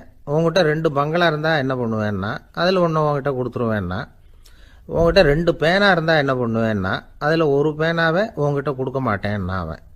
ஏன்டா அப்படி சொல்கிறேன்னா, ஏன்னா இப்போ நிஜமாவே என்கிட்ட 2 பேனா இருக்குது, அதனால் அப்படி சொல்கிறேன் அப்படின்னு அவன். ஒருத்தன் தன்னுடைய நண்பனை வழியில் பார்த்தான். என்னப்பா லெட்டர் போட்டுனே கிடைச்சதா அப்படின்னா. ஓ கிடைச்சதேன்னா அவன். இவன் உடனே ஏன்டா போய் சொல்கிற, நான் உனக்கு லெட்டரே போடலை, சும்மா தான் கேட்டேன், உடனே கிடைச்சிட்டுதுங்கிறியே அப்படின்னா. லெட்டர் போட்டேன்னு நீ போய் சொல்கிறப்போ அது கிடைச்சதுன்னு நான் போய் சொல்லக்கூடாதா அப்படின்னு அவன். இப்படிப்பட்டவங்க சில பேர் இருந்தால் கூட இன்னைக்கு கடிதம் மூலமாக தொடர்பு கொள்ளாதவங்க இருக்கவே முடியாது. அந்த அளவுக்கு அது அவசியமான ஒன்றாயிட்டுது. இந்த அஞ்சல் அட்டைகள் எப்படி ஆரம்பமாச்சு தெரியுமா? ஆஸ்திரியா நாட்டில் ஒரு பேராசிரியர் இருந்தார். அவர் பேர் இம்மானுவேல் ஹெர்மன். அவர் ஒரு நாள் ஒரு பத்திரிகையில் கட்டுரை எழுதினாராம். இது நடந்தது 1869. அவர் எழுதின கட்டுரையில் மக்கள் அதிகம் செலவு இல்லாமல் ஒருத்தருக்கு ஒருத்தர் தகவல் பரிமாறிக்கிறது எப்படி அப்படிங்கிறத பற்றி எழுதியிருந்தார். அதுக்கு சில யோசனைகளை அவரே எழுதியிருந்தாராம். எப்படின்னா, அந்த கட்டுரையை எல்லாரும் படித்து பார்த்துருக்குறாங்க, அவர் சொன்ன யோசனைகள் என்னன்னு. அது அரசாங்கத்தின் கவனத்துக்கு அது போச்சான். ஆகா, இது அவர் சொல்கிற யோசனை நல்லா இருக்கும் போல் இருக்கு அப்படின்னு அவங்களே நினச்சிருக்கிறாங்க. அவ்வளவுதான். உடனே அந்த யோசனையை நடைமுறைக்கு கொண்டுட்டு வந்தாங்களாம். பேராசிரியர் இம்மானுவேல் ஹெர்மனின் யோசனைப்படி அச்சடித்த அரசு முத்திரையோட அரசாங்கம் அஞ்சல் அட்டைகளை வெளியிட ஆரம்பிச்சுதான். 1869 அக்டோபர் 7ஆம் தேதி இது நடந்திருக்கு. உலகின் முதல் அஞ்சல் அட்டை வெளிவந்த நாள் அது. அப்போதான் அதுக்கு பேர் என்ன தெரியுமா? அதாவது கரஸ்பாண்டிங் கார்டு அப்படின்னு பேராது. அதுக்கப்புறம் என்ன ஆச்சுன்னா, உடனடியாக அமெரிக்காவிலேயே இது மாதிரியான கார்டுகளை வெளியிட ஆரம்பிச்சிட்டாங்க. அங்கே இதுக்கு என்ன பேர் தெரியுமா? Postal card. அதுக்கப்புறம் 1870 இங்கிலாந்துலேயும் இதை வெளியிட்டாங்களாம். அதை வெளியிட்ட முதல் நாள் அன்னைக்கு என்ன நடந்தது தெரியுமா? மக்கள்லாம் ஏதோ நியாய விலை கடையில் நிற்கிறது மாதிரி பெரிய பெரிய கியூ வரிசையில் நின்று இதை வாங்கினாங்களாம். நம்ம நாட்டில் முதல் அஞ்சலகம் 1927 கல்கத்தாவில் ஆரம்பமாயிருக்கு. இன்னைக்கும் அஞ்சலகம் இல்லாத இடமே இல்லை. அந்த அளவுக்கு அஞ்சல் போக்குவரத்து அதிகமாக இருக்குது. அன்னைக்கு உள்நாட்டில் ஒருத்தருக்கு ஒருத்தர் தகவல் பரிமாற்றம் செய்து கொள்ள மலிவான ஒரு அஞ்சல் அட்டையை அரசாங்கம் வெளியிடலாம் அப்படின்னு பேராசிரியர் எழுதின கட்டுரை இன்னைக்கு எந்த அளவுக்கு ஆகியிருக்கு பார்த்தீங்களா? ஒருத்தன் ஒரு தபால் பெட்டிக்கு பக்கத்தில் தலையை வச்சுக்கிட்டு அவன் பாட்டுக்கு நின்றுட்டு இருந்திருக்கான். அங்கே இருந்து இன்னொருத்தன் கேட்டிருக்கான், என்ன ஆச்சுன்னு. கொஞ்ச நேரத்துக்கு முன்னாடி இந்த தபால் பெட்டியில் ஒரு கார்டு எழுதி போட்டேன், விவரமெல்லாம் நல்லா தான் எழுதியிருக்கிறேன், ஆனால் அட்ரஸ் எழுத மறந்துட்டேன் அப்படின்னு உடனே அவன், அதுக்காக கவலைப்படாத, நான் போட்ட கார்டில் அட்ரஸ் எல்லாம் பின்கோடு உள்பட கரெக்டாக எழுதியிருக்கேன், ஆனால் விவரம் எழுத மறந்துட்டேன் நானா. கவலைப்படாத, கொஞ்ச நேரத்தில் தபால்காரர் வருவார், பெட்டியை திறந்ததும் நம்ம லெட்டரை கேட்டு வாங்கிக்கலாம்னா ஒருத்தன். கொஞ்ச நேரத்துக்கு முன்னாடி அவர் வந்தார், கேட்டேன், அதுக்கப்புறம் தான் மனசுக்கு ரொம்ப கஷ்டமாக போச்சு நானா. இவன் ஏண்டான்னு கேட்டிருக்கான் அவன். இது தபால் புட்டு இல்லையா? ஒரு நண்பர் யாருக்கோ ஃபோன் பண்ணிகிட்டு இருந்தார். அவர் பேசி முடித்ததும் நான் அவரை பார்த்து, இப்போ ஃபோன் பண்ணிங்களே, அந்த ஃபோன் நம்பர் என்ன அப்படின்னு கேட்டேன். அவர் தலையை சொரிஞ்சுக்கிட்டார், ஞாபகம் வரலன்னார். சரி சார், அதை விடுங்க, உங்கள் மனைவி பேர் என்ன அப்படின்னு கேட்டேன். மாலதின்னார். என்ன சார் இது வேடிக்கை, கொஞ்ச நேரத்துக்கு முன்னாடி பேசின ஃபோன் நம்பர் மறந்து போச்சு, எப்போவோ கல்யாணம் பண்ணிக்கிட்ட மனைவி பேர் மறக்கலை, அதை கரெக்டாக சொல்லிவிட்டீங்களே அப்படின்னு கேட்டேன். அவர் என்ன ஒரு மாதிரியாக பார்த்தார். அவர் அப்படி என்னை பார்த்ததில் ஒன்றும் தப்பு இல்லை, ஏன்னா நாம் எல்லாருமே அப்படி தானே. ஒரு குறிப்பிட்ட காரியத்துக்காக தொலைபேசியில் ஒருத்தட்ட பேசுகிறோம், அதுக்கப்புறம் அந்த எண் நமக்கு அனாவசியம், அதனால் மறந்துடுறோம். இதுக்கு பேர் தான் தற்காலிக ஞாபகம். ஆனால் மனைவி பேரை மறந்துட முடியுமா? முடியாது. அது அவசியமான ஒன்று. அடிக்கடி அந்த பேரை உபயோகப்படுத்துகிறோம், அதனாலேயும் அது முக்கியங்கிறதுனாலேயும் அதை மறக்கறதில்லை. இதுக்கு பேர் நிரந்தர ஞாபகம். சரி, இந்த தற்காலிக ஞாபகம், நிரந்தர ஞாபகம், இது 2 ஞாபக அளவுகளையும் கட்டுப்படுத்துறது எது அப்படின்னா, மூளைக்குள்ள நடக்கிற மின்சார நடவடிக்கைகள் தான். தற்காலிக ஞாபகம் ஒரு மின்னல் மாதிரி தோன்றி மறையுது. நிரந்தர ஞாபகம் ஒரு படிவம் போல மூளையில் படிஞ்சுடுது. ஒரு சம்பவத்தின் பல பிரதிகள் மூளையில் பல்வேறு பகுதிகளிலேயும் படிகிறதுனால ஒன்று மறைஞ்சாலும் மறந்தாலும் இன்னொன்று மறையறதில்லை. இப்படிப்பட்ட நிலைமையில தான் இந்த தொண்டையில் இருக்கு, வாயில் வரமாட்டேங்குது சார் அப்படிமா. ஒருத்தருக்கு எந்த துறையில் ஆர்வமும் ஈடுபாடும் அதிகமோ அது சம்பந்தமான ஞாபக சக்தி அதிகமாக இருக்கும்.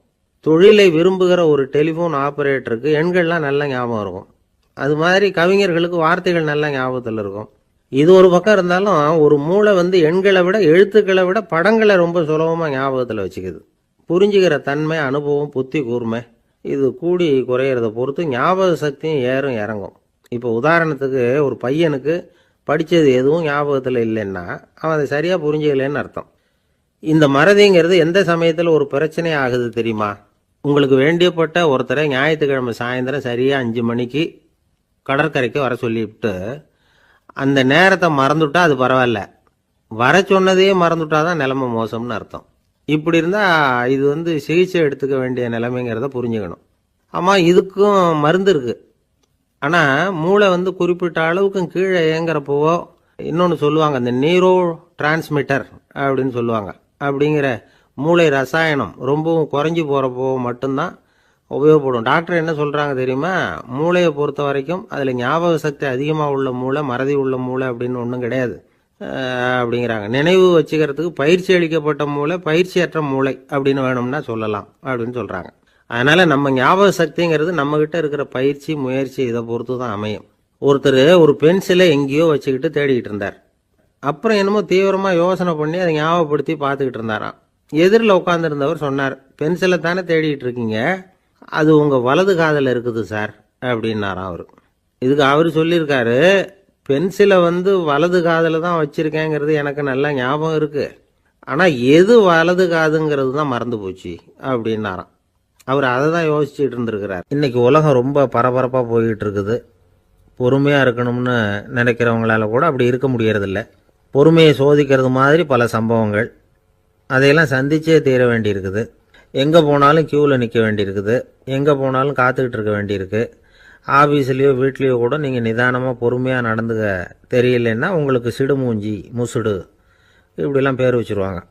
அது உங்களுக்கு தேவையா? சரி, வாழ்க்கையில் பொறுமைசாலின்னு பேர் வாங்கிறதுக்கு என்ன வழி? முதல் பாயிண்ட், நீங்கள் நினைக்கிறது, எதிர்பார்க்கறது, செய்யறது எல்லாமே 100% கரெக்டாக நடக்கணும்னு ஆசைப்படக்கூடாது. எதுவாக இருந்தாலும் அதில் ஓரளவுக்கு தவறு நடக்கலாம் அப்படிங்கிறத எதிர்பார்த்தே இருக்கணும். ஓரளவுக்கு அதை அனுமதிக்கணும். ஒரு நண்பரை 6 மணிக்கு ஒரு இடத்துக்கு வர சொல்லியிருக்கிறீங்க, 6 மணிக்கு அவர் வரலை, உடனே பொறுமை இழந்து நடந்துக்கக்கூடாது. ஒரு 10 நிமிஷம் டிலே ஆகலாம். ஒரு வர்ற வழியில் பஸ்ஸு கூட ஏதாவது டிராஃபிக்கில் மாட்டியிருக்கலாம். அதெல்லாம் எதிர்பார்த்தே கொஞ்சம் காத்திருக்கிறதுல ஒன்றும் தப்பு இல்லை. சில சமயம் டிலே ஆகிறது கூட நல்லதாக முடியும். ஒரு பஸ்ஸை தவற விட்டுட்டு ஐயோ கொஞ்சம் ஒரு 2 நிமிஷம் முன்னாடி வந்திருந்தா பிடிச்சிருக்கலாமே அப்படின்னு தவிச்சிக்கிட்டு இருப்பாங்க சில பேர். அடுத்தபடியாக வர்ற பஸ்ஸு நேரடியாக நீங்கள் போக வேண்டிய இடத்துக்கே கொண்டு போய் விடுற பஸ்ஸாக கூட இருக்கலாம். அது உங்களுக்கு முன்னாடி தெரியாதுல்ல. சில நெருக்கடியான சூழ்நிலைகளை தமாஷா எடுத்துக்கிறதுக்கு பழகிக்கணும். சில இடங்களுக்கு போகிறப்ப காத்திருக்கிறதுக்கு நம்ம மனசை தயார்படுத்திக்கிட்டே போகணும். ஒரு ரயிலுக்கோ பஸ்ஸுக்கோ அல்லது விமானத்துக்கோ கப்பல் பிரயாணத்துக்கோ போகிறப்போ அங்கே போய் நீங்கள் மணிக்கணக்கில் கூட காத்துக்கிட்டு தான் இருக்கணும். புறப்படுற நேரம் கூட மாறலாம். நீங்கள் போய் சேர்ந்ததும் அது உடனே புறப்படணும்னு கட்டாயமாக என்ன? அது மாதிரி சமயத்தில் படிக்கிறதுக்குன்னு சில சுவாரஸ்யமான புத்தகங்களையும் கையில் எடுத்துக்கலாம். உங்களை சுற்றி எவ்வளவோ சுவாரஸ்யமான சம்பவங்கள் நடந்துக்கிட்டு இருக்குதுல்ல, அதையெல்லாம் வேடிக்கை பாருங்கள். எதுக்காக காத்துக்கிட்டு இருக்கிறோமோ அந்த காரியத்தில் உண்மையாகவே நமக்கு ஒரு அக்கறை இருந்தால் நமக்கு போர் அடிக்காது. சில கோயில்களில் பார்த்துருப்பீங்க, தரிசனத்துக்காக பக்தர்கள் நாள் கணக்கில் காத்துக்கிட்டு இருப்பாங்க. அவங்களெலாம் அழுத்துக்கிறது இல்லை. ஆண்டவனை தரிசிக்கணுங்கிற உண்மையான அக்கறை இருக்கிறதுனால அவங்களுக்கு போர் அடிக்கிறது இல்லை. ஆனால் சில சினிமா தியேட்டரில் கூட பார்க்கலாமே, சினிமா கியூ கூட அப்படி தான். சாயந்தரம் 6 மணி ஆட்டத்துக்கு காலம்பரம் 6 மணிக்கே போய் கூட காத்துக்கிட்டு இருப்பாங்க.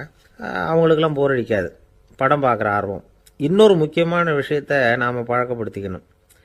லிவ் ஃபார் தி மூமெண்ட் அப்படிங்கிறாங்க நிபுணர்கள். ரொம்ப பேர் எப்படின்னா அடுத்தபடியாக நடக்க போகிற விஷயத்திலேயே கவனமாக இருப்பாங்க. அந்த நினைப்புலேயே இந்த நிமிஷத்தை பொறுமை இல்லாமல் கழிப்பாங்க.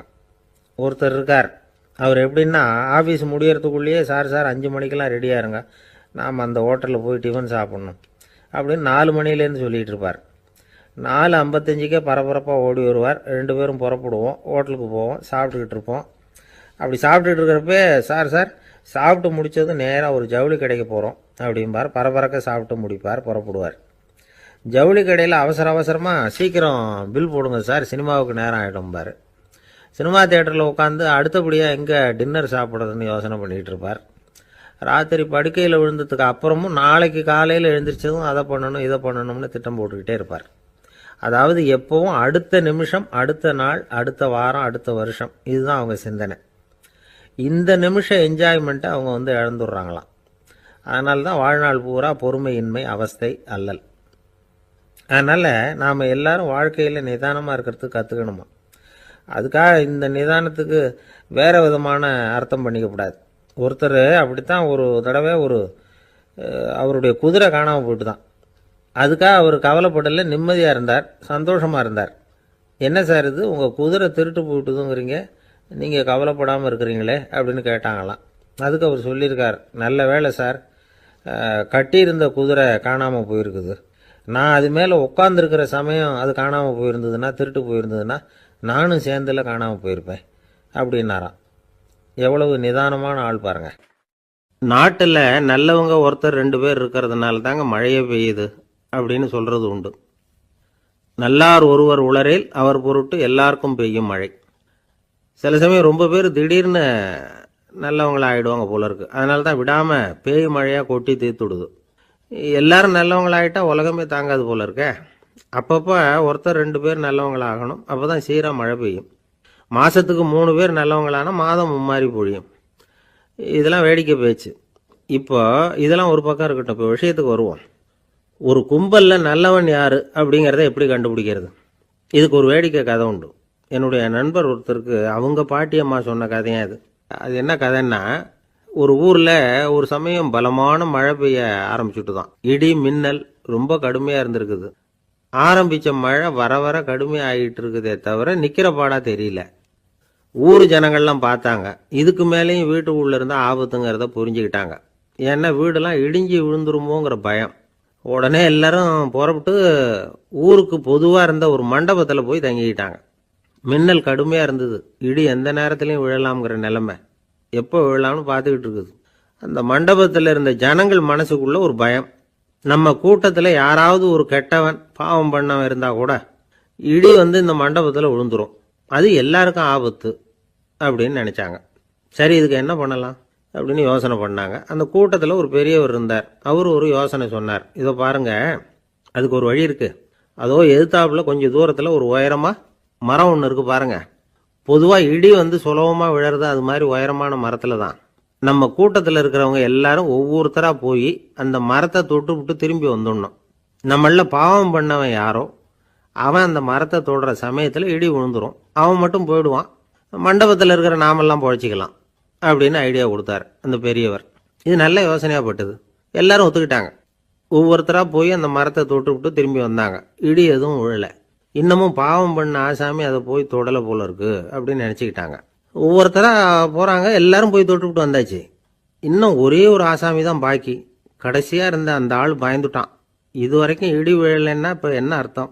இப்போ நாம தான் பாக்கி, நாம தான் தப்பு பண்ண ஆள் போல இருக்கு அப்படின்னு நினச்சிட்டான்.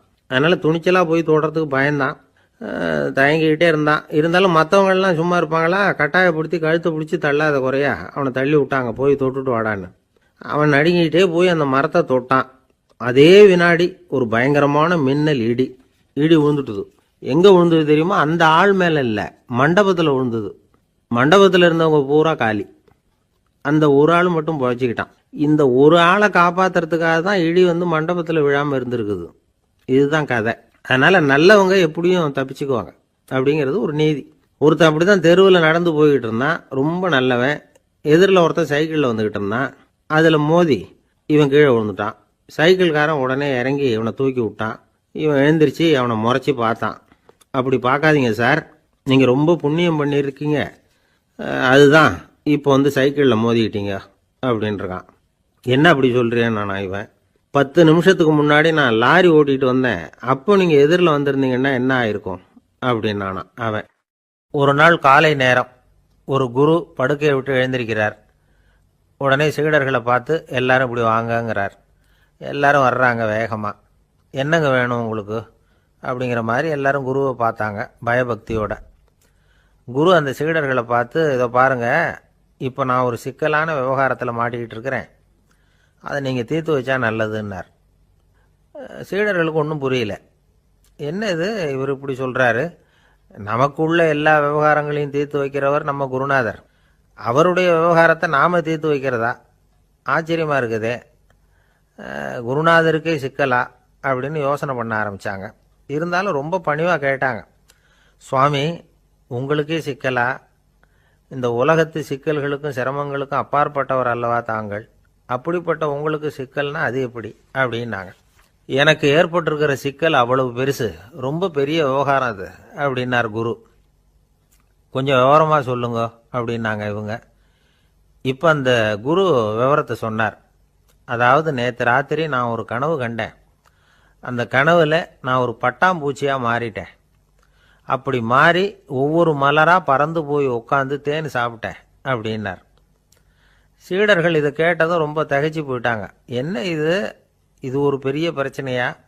ஒரு சாதாரண கனவு கண்டதுக்காகவா இந்த காலை வேளையில் நம்மளையெல்லாம் குருநாதர் இவ்வளவு அவசரமாக கூப்பிட்டுருக்கார் அப்படின்னு நினச்சாங்க. இருந்தாலும் கேட்டாங்க, இதில் என்ன சிக்கல் சுவாமி? கனவுங்கிறது எல்லாருக்கும் வரத்தானே செய்யும் அப்படின்னார் ஒரு சீடர். சீடர்களே, பிரச்சனை அது இல்லை.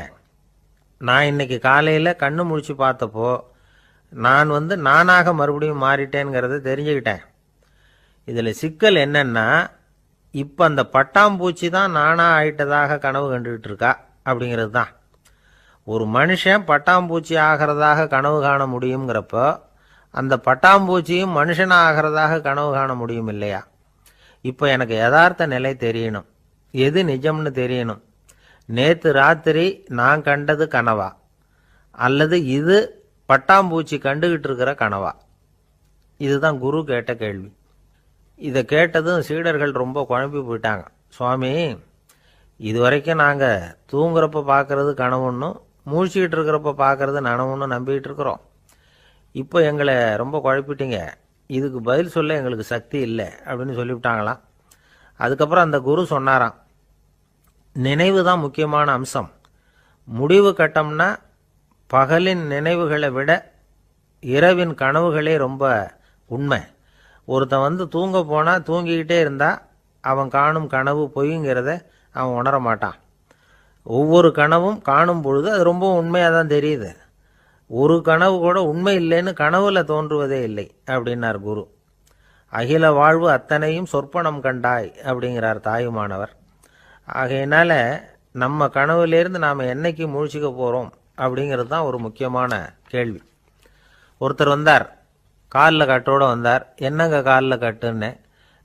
சார், நேற்று ராத்திரி தூக்கத்தில் எங்கள் வீட்டு கூரையில் ஏணியை சாத்தி வச்சு இறங்கினப்போ வழுக்கி விழுந்து காலை உடச்சிக்கிட்டேன்னார். உங்கள் வீட்டில் தான் ஏணியே கிடையாது சார் அப்படின்னு. உண்மைதான் சார், நான் கீழே விழுந்து முழிச்சுக்கிட்டதுக்கு அப்புறம் தானே ஏணி இல்லைங்கிறது எனக்கு ஞாபகம் வந்தது அப்படின்னார். எனக்கு அதிர்ஷ்டமே இல்லை சார் அப்படின்னார் ஒருத்தர். ஏன் அப்படி சொல்கிறீங்கன்னு கேட்டோம். வியாபாரம் பண்ணலாம்னு ஒரு கடை வச்சேன். வேண்டியப்பட்டவங்க கூட என் கடையில் எதுவும் வாங்க மாட்டேங்கிறான். எல்லாரும் அடுத்த கடைக்கு தான் போகிறான் அப்படின்னு சொல்லி ரொம்ப அழுத்துக்கிட்டார். இதுக்கு போய் அதிர்ஷ்டம் இல்லைன்னு சொல்லாதீங்க. வாடிக்கையாளர்களை கவர்றது எப்படிங்கிறது உங்களுக்கு தெரியல, அதுதான் குறை அப்படின்னும். சார், உங்களுக்கு தெரிஞ்ச அந்த ரகசியத்தை எனக்கும் கொஞ்சம் சொல்லி கொடுங்களேன் அப்படின்னார். சரி, உங்கள் காதை இப்படி கொடுங்க அப்படின்னு சொல்லி அது சம்பந்தமாக பெரிய வல்லுநர்கள் சொல்லியிருக்கிற கருத்துக்களை அவர்கிட்ட சொல்ல ஆரம்பித்தோம். அதாவது இந்த வாடிக்கையாளர்களை கவர்றதுக்கு வல்லுநர்கள் பல ஆலோசனைகளை ஏற்கனவே சொல்லி வச்சிருக்கிறாங்க. அது சம்பந்தமாக அனுபவப்பட்டவங்க, அதை தெரிஞ்சு வச்சுக்கணும். அதாவது கடை வச்சிருக்கிறவங்க எல்லாரும் இதை கொஞ்சம் காதில் வாங்கி வச்சுக்கணும். எதை இப்போ சொல்ல போகிறத. எப்பவும் பணத்தை சம்பாதிக்கிறதுலையே குறியாக இருக்கக்கூடாதான். அதை விட முக்கியமாக நீங்கள் சம்பாதிக்க வேண்டியது வாடிக்கையாளர்களுடைய மன நிறைவு. வர்றவங்க திருப்தியோடு போகணும், அது முக்கியம். அதில் கவனமாக இருக்கணும். கடைக்கு வர்ற ஒருத்தர் ஏதாவது ஒரு குறை சொல்கிறாருன்னு வச்சுங்க, அதை அலட்சியப்படுத்தக்கூடாது. ரொம்ப அக்கறையோடு அதை காது கொடுத்து கேட்கணும். அப்படியா சார், அதை நான் அவசியம் கவனிக்கிறேன் அப்படின்னு சொல்லணும். ஒருத்தர் வரார், சார் நேற்றுக்கு உங்கள் கடையில் இதை நான் வாங்கிட்டு போனேன், வீட்டில் இது வேணான்னு சொல்லிவிட்டாங்க, அது திருப்பி கொடுக்கறதுக்காக தான் வந்திருக்கிறேன் அப்படின்னு சொல்லி திருப்பி கொடுக்குறார். உடனே நீங்கள் முகம் சுளிக்கக்கூடாது, எரிச்சல் படக்கூடாது. வழக்கம் போல் நிதானமாக முகம் அலர்ச்சியோடு அதை திருப்பி வாங்கிக்கணும். இவ்வளவு ரூபாய்க்கு சாமான் வாங்கினா இந்த ஸ்பூன் அன்பளிப்பு, இப்படி ஏதாவது கொடுக்கலாம். பண்டிகை காலங்கள்லேயும் பொருள்கள் வாங்குறவங்களுக்கு இப்படி ஏதாவது பொருத்தமாக ஒரு அன்பளிப்பு கொடுக்கலாம். நீங்கள் கொடுக்கறது ஒரு சர்வசாதாரணமான பொருளாக இருந்தால் கூட அது வாங்குற ஒரு மனசில் ஒரு மகிழ்ச்சியை ஏற்படுத்தும். எதுவும் உங்களால் கொடுக்க முடியலன்னா உங்கள் முகம் நிறைஞ்ச சிரிப்பையாவது கொடுங்க, அது போதும். உங்கள் கடையில் இல்லாத ஒரு பொருளை வாடிக்கையாளர் வந்து கேட்குறார், உடனே இல்லைன்னு முகத்தில் அடித்தது மாதிரி சொல்லிடக்கூடாது. கொஞ்சம் உட்காருங்க சார் அப்படின்னு சொல்லி உங்கள் பணியாளர் யாரையாவது அனுப்பி வெளியிலேருந்து வாங்கிட்டு வர சொல்லி அவர்கிட்ட கொடுக்கலாம். சில பேர் உங்கள் கடைக்கு வரும்பொழுது அவங்க வீட்டு குழந்தைகளையும் கூப்பிட்டுக்கிட்டு வர்றாங்கன்னு வைங்க. நீங்கள் என்ன செய்யணும்னா அந்த குழந்தைகளை முதல்ல கவனிக்கணும். அது கன்னத்தை கிள்ளணும், அதுக்கிட்ட விளையாடணும், அதுக்கு ஏதாவது மிட்டாய் பிஸ்கட் எதையாவது கொடுத்து அது கவனத்தை கவரணும். அதுக்கப்புறம் பெரியவங்களை கவனிக்கலாம். உங்கள் கடையில் வேலை செய்கிற பணியாளர்கள் சுத்தமாக இருக்கணும், சிரித்த முகம், சுறுசுறுப்பு, இது ரெண்டும் அவங்களுக்கு தேவை. அழுது வடிஞ்சிக்கிட்டு இருக்கக்கூடாது. அப்புறம் இன்னொரு விஷயம், அதிகமாக பொருள் வாங்குற ஒருத்தர்கிட்ட அதிக மரியாதையாகவும் குறைச்சலாக பொருள் வாங்குறவர்கிட்ட வேறு விதமாகவும் நடந்துக்கக்கூடாது. எல்லாருக்கிட்டையும் சமமாக நடந்துக்கணும். 5 ரூபாய்க்கு வாங்கினாலும் சரி, 500 ரூபாய்க்கு வாங்கினாலும் சரி, அவங்கக்கிட்ட நீங்கள் காட்டுற மரியாதையில் வித்தியாசம் இருக்கக்கூடாது. எல்லாத்துக்கும் மேலே உங்கள் கடையில் ஒரு பொருள் வாங்கினா அது உண்மையானதாக இருக்கும், தரமுள்ளதாக இருக்கும் அப்படிங்கிற நினைப்பு ஜனங்களுக்கு வரணும். அதனால் தரமான பொருளையே நீங்கள் உங்கள் கடையில் வச்சுருக்கணும். இது வரைக்கும் நான் சொன்னதையெல்லாம் கவனத்தில் வச்சுக்கிட்டு நீங்கள் கடையை ஆரம்பிச்சிங்கன்னா வியாபாரம் பிச்சுக்கிட்டு போகும். அப்படி போகலன்னா அதுக்கப்புறம் கேளுங்க. ஏன்னா இந்த யோசனைகள்லாம் அனுபவப்பட்டவங்க சொல்லியிருக்கிற யோசனைகள். இந்த யோசனைகளில் நீங்கள் எச்சரிக்கையாக இருக்க வேண்டிய ஒரு விஷயம் உண்டு. அது என்னங்கிறதையும் தெரிஞ்சு வச்சுக்கிறது நல்லது. என்னுடைய நண்பர் ஒருத்தர் வந்தார். சார், உங்கள் யோசனையை கேட்டதுனால நான் ஒரு அறை வாங்கினது தான் மிச்சம்னார். என்ன ஆச்சுன்னு கேட்டேன். எங்கள் கடைக்கு ஒரு பெரிய அம்மா குழந்தைய தூக்கிட்டு வந்தாங்க சார். உங்கள் யோசனைப்படி அந்த குழந்தையோட கன்னத்தை கிள்ளணும்னு முயற்சி பண்ணினேன். திடீர்னு அந்த நேரம் பார்த்து அந்த குழந்தை தலையை குனிஞ்சிக்கிட்டுது. என் கை குழந்தையோட கன்னத்துக்கு பதிலாக அதை தூக்கிட்டு வந்தவங்க கன்னத்தை கிள்ளி விட்டுது. அதுதான் இப்படி ஆயிட்டுது அப்படின்னார் கன்னத்தை தடவிக்கிட்டே. ஒரு நண்பர் சினிமா படம் தயாரிக்கிறவர், அவர்கிட்ட ஒரு நாள் பேசிக்கிட்டு இருந்தேன். அது எப்படி சார், நீங்கள் எடுக்கிற எந்த படமும் கையை கடிக்காத அளவுக்கு எடுத்துடுறீங்களே, அது எப்படின்னு கேட்டேன். அது ஒன்றும் பெரிய விஷயம் இல்லை சார். பெண்களுக்குன்னு சில உருக்கமான காட்சிகள், இளைஞர்களுக்குன்னு சில நடனங்கள், அடிதடி காட்சிகள், அப்புறம் வயசானவங்களுக்குன்னு சில ஆன்மீக காட்சிகள், சின்ன பிள்ளைங்களுக்கு சிரிப்பு, இப்படி எல்லாமும் சேர்த்து நான் படம் எடுக்கிறேன். மசாலா படம்னு பேர். இது ரொம்ப பெருசாக இல்லைன்னாலும் ஓரளவுக்கு சுமாராக ஓடிடும், கையை கடிக்காது அப்படின்னார். இது ஒரு உத்தி. சில பத்திரிகை ஆசிரியர்களும் இந்த உத்தியை கையாளுறது உண்டு. இந்த உத்திக்கு பார்னம் உத்தி அப்படின்னு பேர். பார்னம் எஃபெக்ட் அப்படின்னு சொல்லுவாங்க.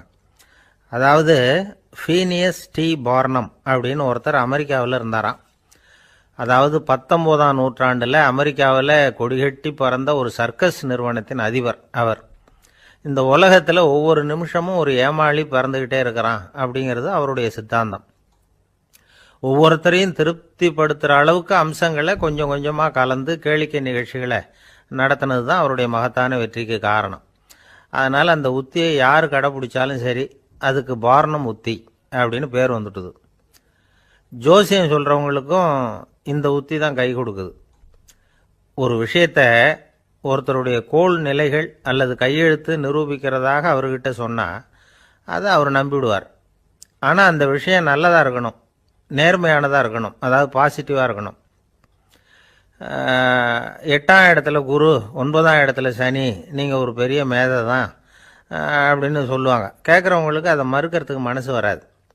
அப்படி சொல்லும் பொழுது கூடவே என்ன கொஞ்சம் முன்கோபம் அதிகமாக இருக்கும், இருந்தாலும் அது உடனே மறைஞ்சிரும் அப்படின்னு சில அற்ப விஷயங்களையும் சொன்னாலும் அதையும் சரிதான்னு சொல்லி ஒத்துக்குவாங்க. ஆளுமையை எடை போடுகிற ஒரு நிறுவப்பட்ட உத்தியின் மூலமாக தன்னுடைய குணாதிசயங்கள் கண்டுபிடிக்கப்பட்டதாக அவர் நம்புறது தான் இதுக்கு காரணம். இந்த மாதம் பணத்தட்டுப்பாடு கொஞ்சம் இருக்கும், உடம்புல ஏதாவது கொஞ்சம் அசௌகரியம் இருக்கும், வீட்டுக்குள்ளே லேசாக மனஸ்தாபம் வரலாம், இது மாதிரி பொதுப்படையாக சிலதை சொன்னாலே போதும், மக்களை நம்ப வச்சுடலாம். இதெல்லாம் நமக்கு மட்டும்தான் ஏற்படுது அப்படின்னு சொல்லி அவங்க நினைக்கிறது தான் காரணம். இதுதான் பார்னம் உத்திங்கிறது. மனிதர்கள் பாராட்டுக்களை விரும்புகிறதும் விமர்சனங்களை வெறுக்கிறதும் பார்னம் உத்தியின் அடுத்த கூறு. அதனால் ஒருத்தருக்கு ஜோசியம் சொன்னாலும் சரி, அவருடைய ஆளுமையை மதிப்பிடுறதாக இருந்தாலும் சரி, அவரை புகழற மாதிரி இருந்தாலும் சரி, அப்படி இருந்தால் தான் அது சரியாக இருக்கும். சாதகமான விஷயங்களை அதிகமாகவும் பாதகமான விஷயங்களை நாசூக்காகவும் சொன்னால் மக்கள் அதை நம்பிவிடுவாங்க. ஒருத்தரை கருமின்னு சொன்னால் ஏற்றுக்க மாட்டார். அதையே கொஞ்சம் மாற்றி நீங்கள் கொஞ்சம் சிக்கனமான ஆசாமி அப்படின்னு சொன்னால் நீங்கள் சொல்கிறது சரிதான் சார் அப்படிம்பார். நீங்கள் பெரிய செலவாளி தான், இருந்தாலும் நல்ல விஷயங்களுக்கு தான் செலவழிப்பீங்க அப்படின்னு சொல்லணும். இப்படி இந்த வாரணம் உத்தியை கடைபிடிச்சி இன்னைக்கு வெற்றிகரமாக காலம் தள்ளுறவங்க நிறைய பேர் இருக்கிறாங்க. இந்த உலகத்தில் ஒவ்வொரு நிமிஷமும் ஒரு ஏமாளி பறந்துக்கிட்டே இருக்கிறான் அப்படிங்கிறது தான் ஃபீனியஸ் பார்னம் அவர்களுடைய நம்பிக்கை. அதை விட அடுத்தவங்களை ஏமாளியாக நினைக்கிற மனுஷர்கள் தான் இன்றைக்கி உலகத்தில் ரொம்ப அதிகம். ஒருத்தர் தன்னுடைய மேலதிகாரிகிட்ட போய், ஐயா ஒரு நாள் லீவு வேணும், என் தங்கச்சிக்கு கல்யாணம் அப்படின்னார். அவர் பார்த்தார், ஒரு 10 நிமிஷம் வெளியில் இருங்கன்னார். 10 நிமிஷம் கழித்து கூப்பிட்டார், இதை பாருங்கள், நீங்கள் சொல்கிறது பொய். இப்போ உங்கள் தங்கச்சிக்கு ஃபோன் பண்ணேன், அவங்க தனக்கு 2 வருஷத்துக்கு முன்னாடியே கல்யாணம் ஆகிட்டதாக சொல்கிறாங்க அப்படின்னார். உடனே இவர் சொன்னார், சார் இப்போ நீங்கள் சொல்கிறதும் பொய்யாக தான் இருக்கணும், ஏன்னா நிஜமாக எனக்கு ஒரு தங்கச்சியே கிடையாது அப்படின்னார். குடும்பத்தில் ஒருத்தர் அனுசரிப்பு தன்மைங்கிறது ரொம்ப அவசியம். கணவன் மனைவின்னா அனுசரித்து போகணும்னு சொல்லுவாங்க. அதாவது ஒரு கணவன் அதுக்காக தான் அந்த காலத்துலலாம் ஒரு வீட்டுக்கு மாப்பிள்ளை தேடுறதுங்கிறது ஒரு பெரிய குடும்பத்தை நிர்வகிக்கிற அளவுக்கு ஒரு கணவனாக வரக்கூடிய எப்படி இருக்கணும் அப்படின்னா, அந்த காலத்தில் புலி வேட்டைக்கு போகணும். ஒரு பொண்ணுக்கு மாப்பிள்ளை தேடுறதுன்னா நம்ம தமிழ் பழக்கம் என்னென்னா, காட்டுக்கு போய் ஒரு புலியை வேட்டையாடிட்டு வரணும். அந்த புலி பல்லு அல்லது நகத்தை கொண்டுட்டு வரணும் அந்த இளைஞன். அதை வீட்டில் கொடுப்பான், அதை தான் கட்டி அதை இதாக கட்டுவாங்க, மாலையாக போடுவாங்க, தாலியாக கட்டுவாங்க. அதாவது வீரம் இருக்கா பையனுக்குன்னு பார்ப்பாங்க. ஒரு பொண்ணு வேணும்னா நீ முதல்ல வீட்டுக்கு பொண்ணு கேட்க போகக்கூடாது, காட்டுக்கு போகணும், போய் புளியை கொண்டு வா, அதுக்கப்புறம் தான் உனக்கு பொண்ணு அப்படின்னு சொல்லுவாங்க. இப்போவெல்லாம் ஏன் போகிறது இல்லைன்னா, இப்போலாம் ஒருத்தனை காட்டுக்கு போய் புலிப்பல் கொண்டு வரனா புலி தான் மாப்பிள்ளையாக வரும். அதனால தான் இப்போ போகிறதில்ல யாரும் காட்டுக்கு. அப்போ பெண்களும் ரொம்ப வீரமாக இருந்தாங்க. பெண்கள் மூலம் அந்த காலத்தில் எப்படின்னா, முறத்தாலேயே புலியை துரத்துவாங்களாம். நம்ம பழைய பாட்டிலெல்லாம் பார்த்துருப்பீங்க, முறத்தால் புலியை விரட்டினாங்கன்னு வரும் பழைய பாட்டு. ஒரு அந்த அளவுக்கு பெண்களுக்கு வீரம். இப்போ கல்யாணம் ஆகி இந்த காலத்தில் ஒரு கணவனை விரட்டிட்டு வந்தாங்களாம் முறத்தை எடுத்துக்கிட்டு. ஒரு மனைவி அவன் பயந்துட்டு வெளில ஓடி வரான், பின்னாடி முறத்தை எடுத்துகிட்டு அந்த அம்மா ஓடி வருது. இவனை தனியாக பிடிச்சி கொண்டு போய், என்னப்பா இந்த மனைவிட்டு இப்படி பயந்து ஓடி வரிய, முறத்தால் துரத்துறா இப்படி வரிய அப்படின்னா, அவன் அப்படியே தடுமாறிக்கிட்டு, அதெல்லாம் ஒன்றும் இல்லை, அவன் என்னை புலியாக நினைக்கிறா அப்படின்னு ஒரு பெருமையாக சொல்லிட்டானான். அந்த காலத்தில் புலியை தான் முறத்தால் விரட்டினாங்க, இப்போ புருஷனை விரட்டுறாங்க அப்படின்னு சொல்லி. அப்படி அந்த காலத்தில் கணவனுக்கு ஒரு குடும்பத்தை நிர்வகிக்கிற திறமை இருக்கா, உடல் வலிமை தான் முக்கியம். இப்போ கூட மதுரை பக்கத்தில் ஐயாவுக்கு தெரியும், அந்த இளவட்டக்கல்லுன்னு ஒரு ஊர், இப்போ ஊருக்கு ஊர் எல்லையில் கிடக்கும். ஊர் எல்லையில் ஒரு பெரிய கல் கிடக்கும். அந்த ஊருக்கு பொண்ணு கேட்க போகிறவங்க அந்த கல்லை தலைக்கு மேலே தூக்கி காட்டணும், அப்படியே தூக்கி தலைக்கு மேலே வசதி கீழே போடணும். அந்த வலு இருந்தால் தான் நீங்கள் அந்த ஊருக்குள்ளேயே போகலாம், பொண்ணு கேட்கறதுக்கு போகலாம், இல்லைன்னா நீ திரும்பி போக வேண்டியதான். அந்த வலிமை இருக்கா மாப்பிள்ளைங்கன்னு பார்க்குறாங்க. இளவட்டக்கல்லுன்னு பேர். அப்போ என்ன பண்ணாங்கன்னா, ஒரு 1000 வருஷத்துக்கு முன்னாடி அந்த கல்லை தலைக்கு மேலே தூக்கி கீழே போடுவாங்களாம். ஒரு 500 வருஷத்துக்கு முன்னாடி அப்படி கொஞ்சம் தூரம் இடுப்பு அளவுக்கு தூக்கி கீழே போட்டுக்கிட்டு இருந்துருக்குறாங்க. அதுக்கப்புறம் ஒரு 100 வருஷத்துக்கு முன்னாடியெல்லாம் அப்படி முழங்கால அளவுக்கு அப்படி தூக்கி போட்டால் போகிறோம்னு வச்சுருந்தாங்களாம். இப்போ நான் அந்த ஊருக்கு என் கூட பழனிசாமின்னு ஒருத்தர் இருக்கார், அவர் போய், உனக்கு எப்படிப்பா இந்த ஊரில் கல்யாணம் ஆச்சு அப்படின்னா, இப்போலாம் நாங்கள் தொட்டு கும்பிட்டா போகிறோம், அதை அசைக்கிறது கூட இல்லை. அப்படி ஆகிட்டுது. ஒரு குடும்பத்தை கணவனாக வரப்போகிறவனுக்கான தகுதி அந்த காலத்தில் அப்படி இருந்துதான். அப்படி கணவன் தேர்ந்தெடுக்கிறது, குடும்ப தலைவனை தேர்ந்தெடுக்கிறது ஒரு பெரிய காரியம். ஒரு பெரிய செல்வந்தர் போட்டி வச்சாராம், ஒரு நீச்சல் குளம், அதில் யார் வேணாலும் குதித்து அந்த பக்கம் போய் கரையிடலாம். அந்த நீச்சல் குளத்தில் விஷப்பாம்புலாம் கிடக்கு. யார் துணிஞ்சி அந்த விஷப்பாம்பு இருக்கிற குளத்தில் குதித்து அந்த பக்கம் போய் கரையேறானோ அவனுக்கு ஒரு 100 ஏக்கர் நிலம் கொடுப்பேன், அது வேண்டான்னா ஒரு 1000 ஆடு கொடுப்பேன், அதுவும் வேண்டான்னா என் பொண்ணை கொடுப்பேன் அப்படின்னு போட்டி வச்சார். அதான் மாப்பிள்ளையை தேர்ந்தெடுக்கிறதுக்கு அவர் ஒரு வழி, நீச்சல் குளத்தில் குதிச்சு கரையேறணும். இப்போ அந்த ஊரில் இருக்கிற இளைஞர்கள்லாம் பார்க்குறாங்க அந்த குளத்தில் குதிக்கணும்னு. ஆனால் குளத்தில் ஒரு விஷப்பாம்புலாம் கிடக்கு. இது என்ன பண்ணுறதுன்னு பார்த்தா யாருமே குதிக்கிறதுக்கு தைரியம் வரல. திடீர்னு ஒருத்தன் துணிஞ்சு குதிச்சான். படபடன்னு அடிச்சுட்டு போய் அந்த பக்கம் கரையேறிட்டான்.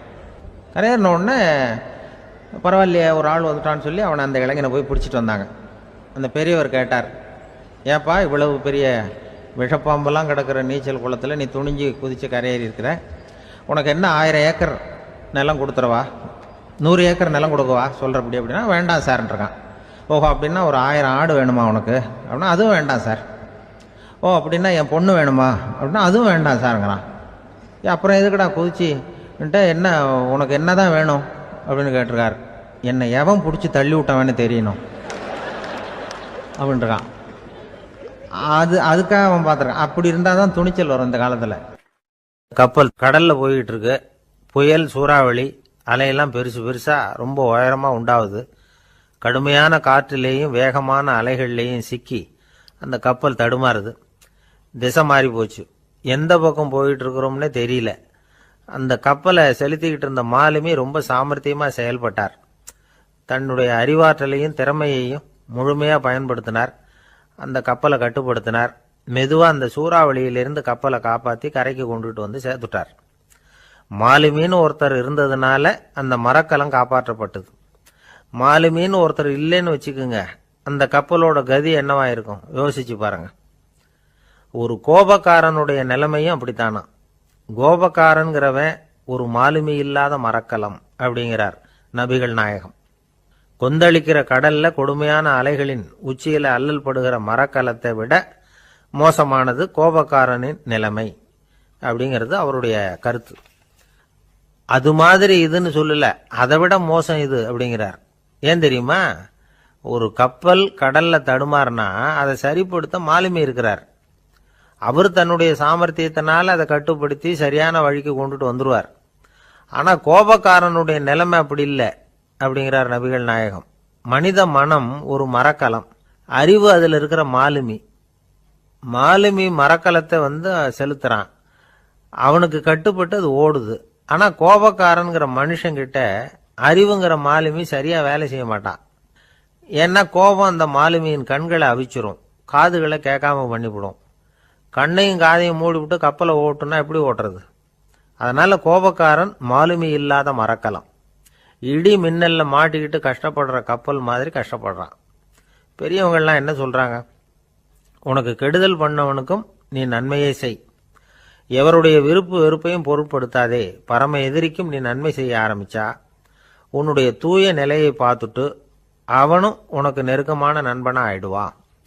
இதுதான் பெரியவங்க நமக்கு சொல்லி இருக்கிறது. புனித குரான் சொல்றது என்ன? தீமையை நன்மையை கொண்டே நீர் தடுத்து கொள்ளும் அப்படின்னு சொல்லப்பட்டிருக்கு. அதுல இன்னா செய்தாரை ஒருத்தல் அவர் நாண நன்னயம் செய்து விடல் அப்படிங்கிறார் திருவள்ளுவர். செல்வந்தர் ஒருத்தர்கிட்ட ஒரு சிறுவன் ஆடு மேய்ச்சிக்கிட்டு இருந்தானா. பெரியவர் அவனை கூப்பிட்டு, நீ நேரா போய் ஒரு ஆட்டுல உள்ள ரொம்ப நல்ல பகுதி எதுவோ அதை எடுத்துக்கிட்டு வா அப்படின்னாராம். இவன் போனான். ஒரு ஆட்டு உடம்புல இருந்த நாக்கு, இருதயம், இது ரெண்டையும் எடுத்துட்டு கொடுத்தானா. பெரியவர் வாங்கி பார்த்தார். அதுக்கப்புறம் இப்ப நீ போய் இன்னொரு ஆட்டுல இருக்கிற ரொம்ப கெட்ட பகுதி எதுவோ அதை எடுத்துட்டு வா அப்படின்னாராம். இவன் போய் எடுத்துட்டு வந்தான். அவன் கையில் இருந்தது மறுபடியும் அதே மாதிரி நாக்கு, இருதயம், இது ரெண்டும் தான். என்னது இப்பவும் அதையே கொண்டுட்டு வந்திருக்கிற அப்படின்னாராம் பெரியவர். இவன் சொன்னானா, ஒரு உடம்புல உள்ள ரொம்ப நல்ல பொருளும் இதுதான், ரொம்ப கெட்ட பொருளும் இதுதான் அப்படின்னானா. இளம் வயசுல இப்படி பதில் சொன்னவர் தான் பேரறிஞர் லுக்மானுல் ஹக்கீம் அவர்கள். கோபப்படாம இருந்தா இது ரெண்டும் நல்லா வேலை செய்யும், கோபப்பட்டா இது ரெண்டும் மோசமா வேலை செய்யும். அதை புரிஞ்சுக்கிறதுக்காகத்தான் இன்னைக்கு இந்த தகவல். கோபம் வந்துட்டா நாம என்ன செய்யறோங்கிறது நமக்கே தெரியாது. ஒருத்தர் டாக்டர் கிட்ட போனார் அவசரமா. டாக்டர், எனக்கு இப்ப கடுமையான கோப வெறி, எனக்கு கண்ணு மண்ணு ஒன்றும் புரியல, உடனடியாக அதை கட்டுப்படுத்தணும், உடனே இதுக்கு ஏதாவது ஒரு மாத்திரை கொடுங்க ப்ளீஸ் அப்படின்னார். அந்த டாக்டரும் உடனே ஒரு மாத்திரையை கொடுத்து, இதை உடனே போடுங்க, நான் தண்ணி கொண்டுட்டு வரேன்னு உள்ள போனார். தண்ணியோடு திரும்பி வந்தார். இவர் சொன்னார், டாக்டர், நீங்க கொடுத்த மாத்திரை ரொம்ப பெருசா இருந்தது, இருந்தாலும் கஷ்டப்பட்டு முழுங்கிட்டேன்னார். டாக்டர் சந்தேகத்தோட மேசையை பார்க்கிறார். பார்த்தா மாத்திரை அங்கேயே இருக்குது, பேப்பர் வெயிட்ட காணல. ஒரு நாள் ஒரு 10-15 பள்ளிக்கூடத்து பிள்ளைங்க தேடிட்டு வந்தாங்க. உங்களை பார்த்துட்டு தான் போகணும், அதுக்காக தான் வந்திருக்கோம்னாங்க. என்ன விஷயம்னு கேட்டோம். நாங்கள்லாம் கூடி ஒரு முடிவு பண்ணியிருக்கிறோம், அதை உங்ககிட்ட சொல்லணும் அப்படின்னாங்க. அதுவும் ஒரு வாண்டு பையன் அதை சொன்னான். என்ன முடிவு அது அப்படின்னு கேட்டோம் ரொம்ப ஆர்வமாக. அதை இப்போ சொல்ல மாட்டோம், எங்களுக்கு பிடிக்கிற மாதிரி ஏதாவது ஒரு தகவல் சொன்னால் அதுக்கப்புறம் நாங்கள் அதை சொல்கிறோம் அப்படின்னா அந்த வாண்டு பையன். சரி, சின்ன பையன்கிட்ட இன்றைக்கி வசமாக மாட்டிக்கிட்டோம் அப்படின்னு நினச்சிக்கிட்டு அவங்களுக்கு தகுந்த மாதிரி ஒரு கதை சொல்ல ஆரம்பித்தோம். அது என்ன கதைன்னா, ஒரு பெரிய காடு, அதில் பலவிதமான மிருகங்கள். அந்த காட்டுக்கு ஒரு சிங்கம்தான் ராஜா. எப்பவும் காட்டுக்கு அது தானே ராஜா. ஒரு பெரிய யானைக்கு இது பொறுக்கலை. என்ன இது, எப்போ பார்த்தாலும் இங்கே சிங்கத்துக்கே ராஜா பதவி கிடைக்குது, நான்லாம் எவ்வளவு பலசாலியாக இருக்கிறேன், அப்படி இருந்தும் எனக்கு அந்த பதவி கிடைக்கலையே அப்படின்னு தனக்குள்ளே பொறுமிக்கிட்டே இருந்தது. ராஜா பதவியை நினச்சி ரொம்ப ஏக்கம், அதுக்கு பதவி மோகம். இந்த சமயம் பார்த்து ஒரு குள்ள நரி கூட்டம் அதை தேடிட்டு வந்தது. ஐயா பெரியவங்களே, நீங்கள் இந்த காட்டுக்கு ராஜாவாக இருக்க ஆசைப்படுறீங்க, அதில் ஒன்றும் தப்பு இல்லை. ஆனால் அதுக்கு முன்னாடி நீங்கள் எங்கள் கூட்டத்துக்கு கொஞ்ச நாள் தலைவராக இருங்க, அதாவது ராஜாவாக இருங்களேன், உங்களுக்கும் ஒரு ட்ரைனிங் கிடைச்சது மாதிரி இருக்கும் அப்படின்னு சொல்லியிருக்குது இந்த கூட்டம், குள்ள நரி கூட்டம். இதை கேட்ட உடனே யானைக்கு ரொம்ப சந்தோஷம் தாங்கலை. அதுதான் எப்போன்னு பதவிக்காக காத்துக்கிட்டு இருக்குதே. இருந்தாலும் கொஞ்சம் பிகுவோட, சரி நீங்கள்லாம் இவ்வளோ தூரம் என்னை தேடிட்டு வந்து கேட்கறதுனால மறுக்க முடியல அப்படின்னு ரொம்ப ஏதோ அவளுக்கு சிரமப்பட்டு ஒத்துக்கிறது மாதிரி ஒத்துக்கிட்டது. ஏதோ உங்கள் ஆசைக்கு கட்டுப்படுறேன், கொஞ்ச நாள் உங்கள் கூட்டத்துக்கு ராஜாவாக இருக்கிறதுக்கு சம்மதிக்கிறேன் அப்படின்னுது. உடனே அந்த யானை ராஜ நடை போட ஆரம்பிச்சிட்டுது. யானை சாதாரணமாக நடந்தாவே எப்படி இருக்குங்கிறது நமக்கு தெரியும். அதுவே ராஜ நடை நடந்தால் எப்படி இருக்கும் கற்பனை பண்ணி பாருங்கள். யானை முன்னாடி கம்பீரமாக போய்கிட்டு இருக்குது, தலைவர் இல்லையா, அதனால் குள்ள நரிகள்லாம் ரொம்ப அடக்கமாக அது பின்னாடி அணிவகுத்து போயிட்டு இருக்குது. ராஜா வாழ்க, மன்னர் வாழ்க அப்படின்னு கோஷம் வேற. யானைக்கு தலைகால புரியல, அவ்வளவு சந்தோஷம். அந்த யானைக்கு செருக்கு ஆணவம் எல்லாம் ஏற்பட்டு போச்சு. அதுக்கப்புறம் அது தரையை பார்க்குமா, நிமிர்ந்து நடக்க ஆரம்பிச்சுட்டுது. தரையை பார்க்குறதே இல்லை. அப்படி போயிட்டு இருக்கிறப்போ ஒரு சதுப்பு நிலத்தில் திடீர்னு காலை வச்சுட்டுது. அவ்வளவுதான், கால் உள்ளே போட்டுது. இன்னொரு காலை எடுத்து வச்சுது, அதுவும் உள்ளே போட்டுது. அந்த 2 காலையும் எடுக்கிறதுக்காக அடுத்த 2 காலையும் அழுத்திச்சு, அதுவும் உள்ளே போக ஆரம்பிச்சுட்டுது. இப்போ 4 காலம் வசமாக சேத்துல அழுந்தி போச்சு, எடுக்க முடியல. குள்ள நரிகள்லாம் அதை சுற்றி வந்தது. சிலது சுற்றி நின்று டான்ஸ் ஆட ஆரம்பிச்சுட்டுது யானையை பார்த்துட்டு.